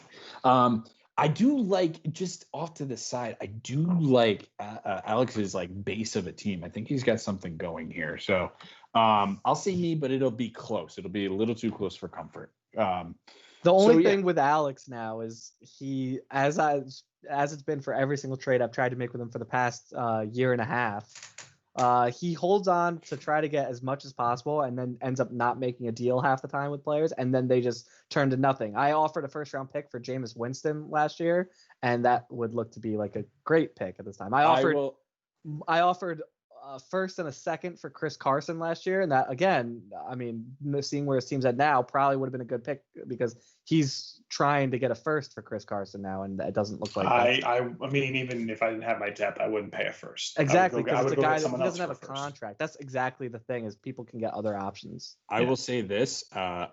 Last week, we had a trade in place for Ryan Fitzpatrick, and I backed out at the last second, and I will say it involved a high second-round pick. That is I shopped around, like I shopped around like some low second, but like I sent it overnight and then I pulled it in the morning, and then I'm fucking happy I did. Yeah, well, listen, that's like I said, fantasy football is mostly luck. So in this kind situation, of the same thing there. It's like he could have got rid of Fitzpatrick, and now right. It's been the detriment to how quickly he can rebuild his team, is he's holding on to guys and they're turning into nothing. So I'm worried that the same thing's going to happen with guys like Chris Carson. It's like Chris Carson, he's a free agent. He could just go nowhere. He could be back with Seattle. We don't know. He could go nowhere. But he could go somewhere that's just not even really that relevant anymore. Right. So it's and like how fast do running backs become irrelevant? Exactly. So, I like where he's going, but I think he needs to make deals faster. He could have got AJ Brown. I forget what all the things. I had a huge deal with AJ Brown involved with him, and he just couldn't pull the trigger on it. And then now he's wishing he did. So, right. Okay. So in this situation, I would go to 6-1, and Alex would go to 2-5. Next one, the Bins game of the week, presented by Fournette and Anthony Scazzo Jr. the second. Is Phil at 4-2, Skylar 0-6. I'm just gonna say Phil. I mean, Phil with nobody on a bye, and like Skylar without Mostert too. Yeah, I don't. I mean, barring a miracle, I just think it's Phil, especially because he's not really missing anybody this week on bye, and no Ertz. I mean, maybe Ferkser is something good, surprises us. Could I see a surprise here? Maybe, but I was just gonna say I'm gonna pick Phil, but I think it's actually gonna be a pretty close matchup. Okay. I like, for some reason, have that gut feeling too that it might be close, and I can't put my finger on why, but I think you're right on that one. Well, because because we've seen Skylar score a lot of points in the past with the roster he's going to play. I also think Skylar. I think Skylar is getting addition by subtraction by Zach Ertz getting hurt. Zach Ertz has been terrible all year, so the fact I think Fisker is going to be good if he does anything. So I don't know. There's just if Sean Jackson comes back, he has the potential always. He's gonna have Justin Jackson again. He put up a nice game. Yeah. So there's that's why I think it's gonna be close. But I'm gonna still pick Phil. Flex Tua this week. I would say it was more of a shot. Yeah, but I think Justin Jackson's going to be a sneaky play for him this week too. I think that'll be good. Because I think Josh Kelly's looked like shit, so I think they're giving Jackson the bulk of the work. Yeah, I'm still picking Phil though. I would say Phil, but it could happen. I say Phil, but I agree with all that. So okay, and in that situation, Phil would be 5-2, and Skylar would be 0-7. 0-7.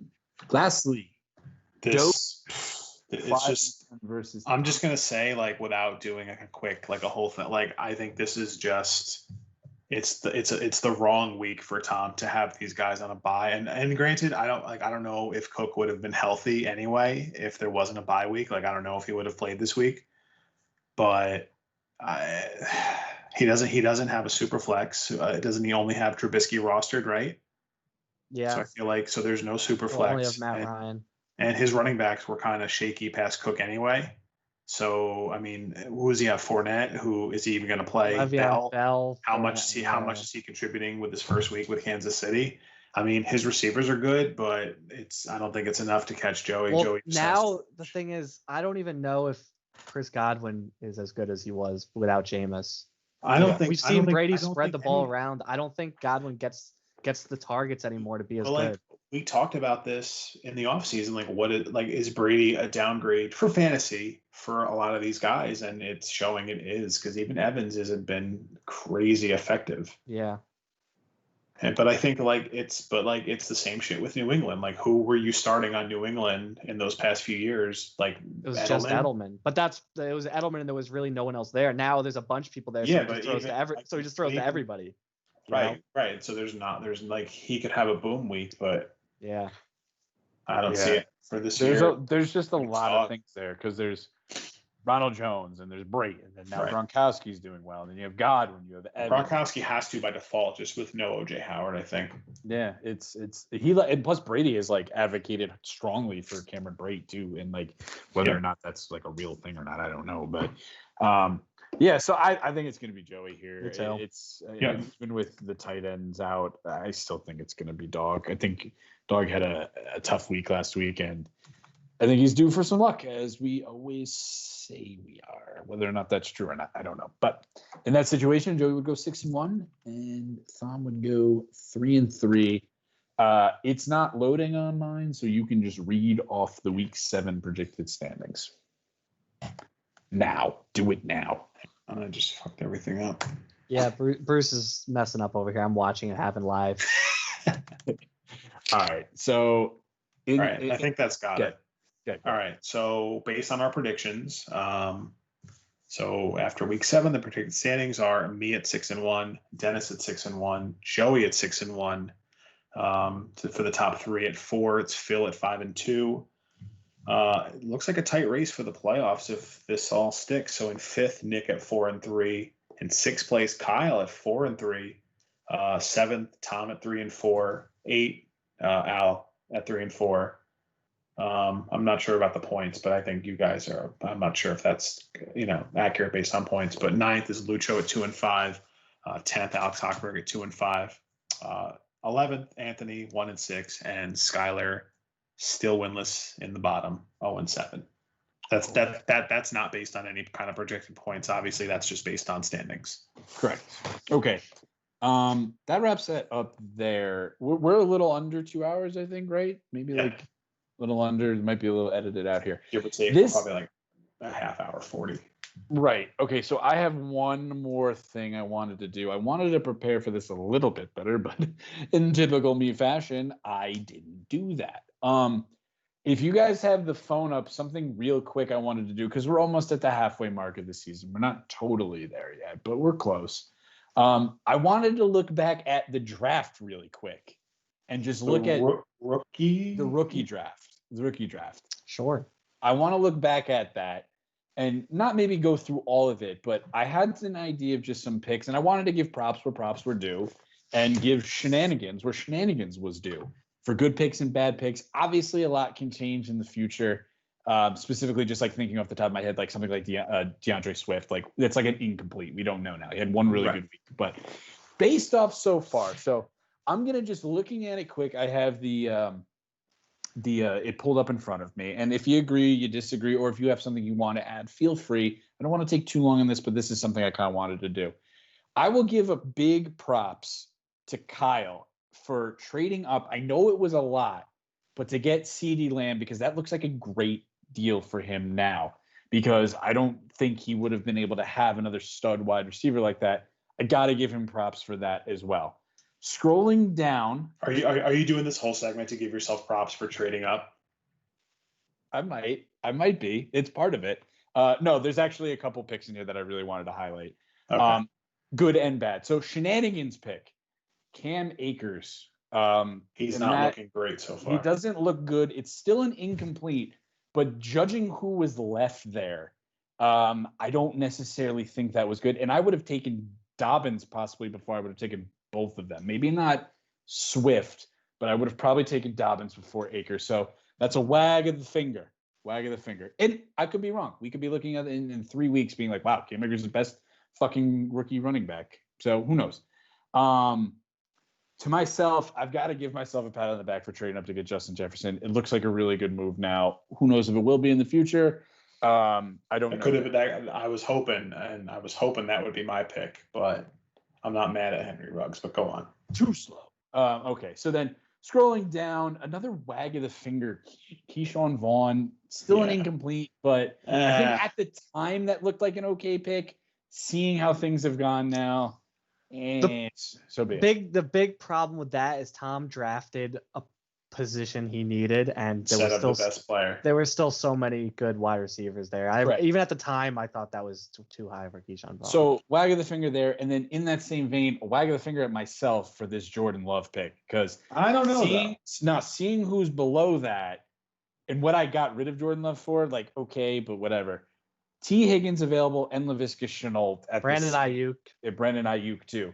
At the time, I think I overvalued how Chase Claypool, my quarterbacks Bryan were. Edwards. Yeah, well, that's anyway. In the same vein, I'll give a wag of finger myself, and then I'll give a thumbs up to Thom and to that's Thom and Kyle for Laviska Shenault and T. Higgins at that spot. Who have now swapped teams.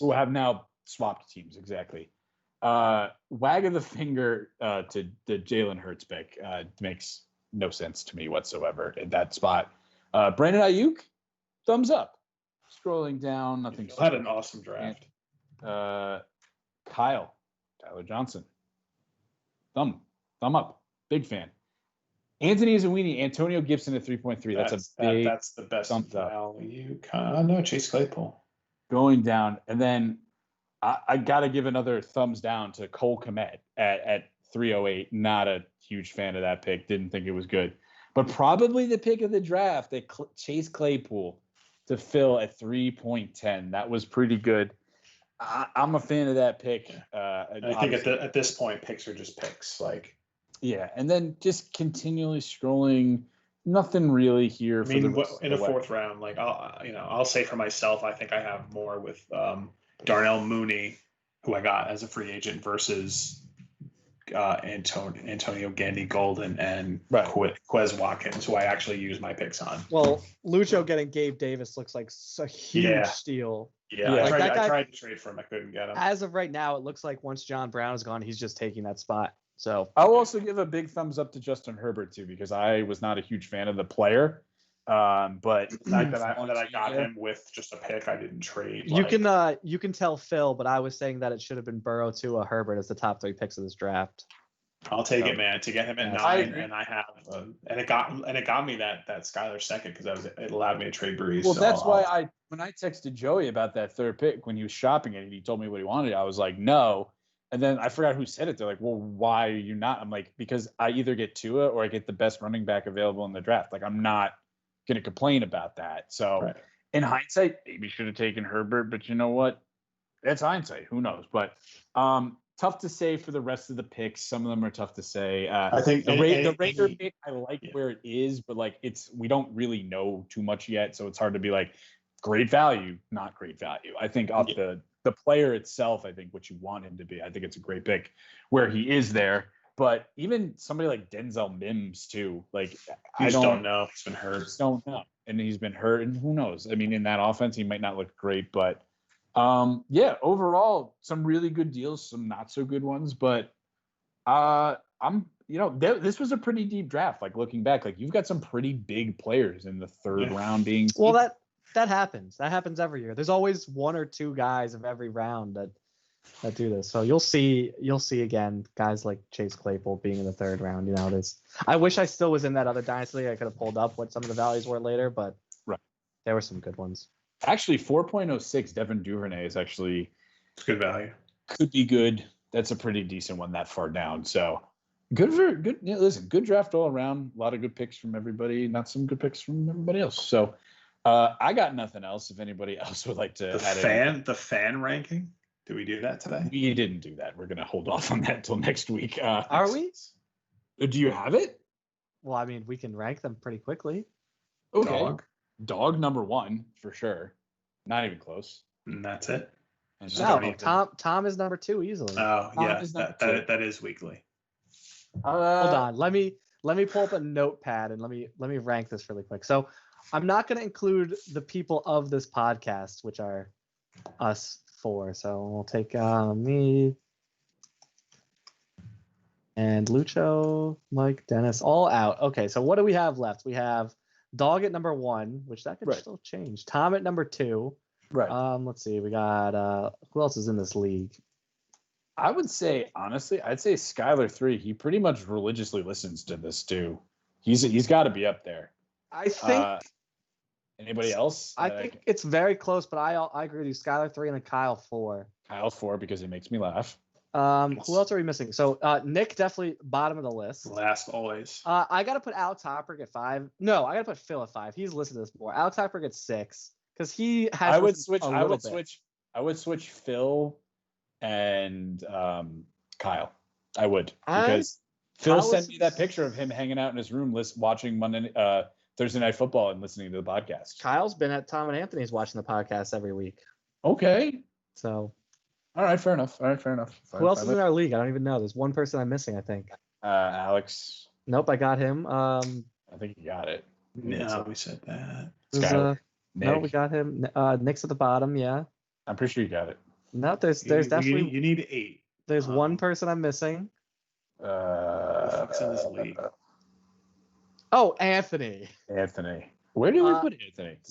Does he listen on his own, or is he just kind of there when Tom I'm listens? not sure. I think he's there. I got to put him above Nick at least. So Yeah, all right, yeah, we have our absolutely. final. You know what? I'm gonna sprinkle us 4 into his. No, I'm not. I'm not gonna do it. This is all right. So with the fan ranking, number 1, Dog. Number 2, Tom. Number 3, Skylar. Number 4, Kyle.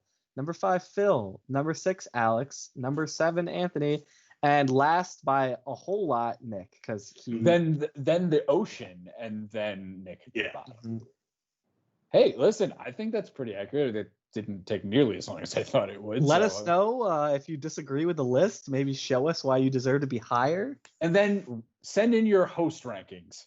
Yes, yes. Oh, man. If you want to, it doesn't matter. But yeah, I think that's it for this week. I think we got it all right. Yeah. I can't think of anything else. As per usual, we're going to end it with my thank yous. Thank you to Lucho for not losing internet during this, because maybe Yes. he did lose it and we just don't know. Oh, thank you for stopped recording, and we've just been talking. Yeah, thank you, Lucho, for editing this once again when you're not a part of For it sure. the entire time. Bruce, once again, thank you for being here when you have a newborn baby, and thank you to What? your wife. Thank you for your wife for taking care of him while we're doing this. I'm sure you appreciate it. I know I do. Alex, once again, thank you for making time to be here this week. You didn't do the show sheet. Bruce did this week, so thank you for that. But thank you for your show sheets in the past. And once again, it's always better when we have you here. Once again, thank you to all of you guys for watching it, the few people who do. And thank you to every one of my hosts who give me something to look forward to, as per usual, on a Wednesday night. Hopefully this week goes better for some of you guys. Maybe it continues to be better. I don't know. Not everybody can win. I wish we all could, because then we'd all make money. Just kidding. But hey, once again, I don't know how we're going to end this, because we're recording. I think we're just going to leave. So can I as just per can I usual, plug? Is Tom and Kyle, are they actually doing their podcast this week? Supposedly they are. Fuck Dick Friday. Fuck Dick Friday. If that is actually a thing, you should go listen to it, because I know I'm going to. I'm excited. I hope it comes out this week. So, like I said, as per usual, everybody, good luck this week. Happy hunting to everybody. Good luck.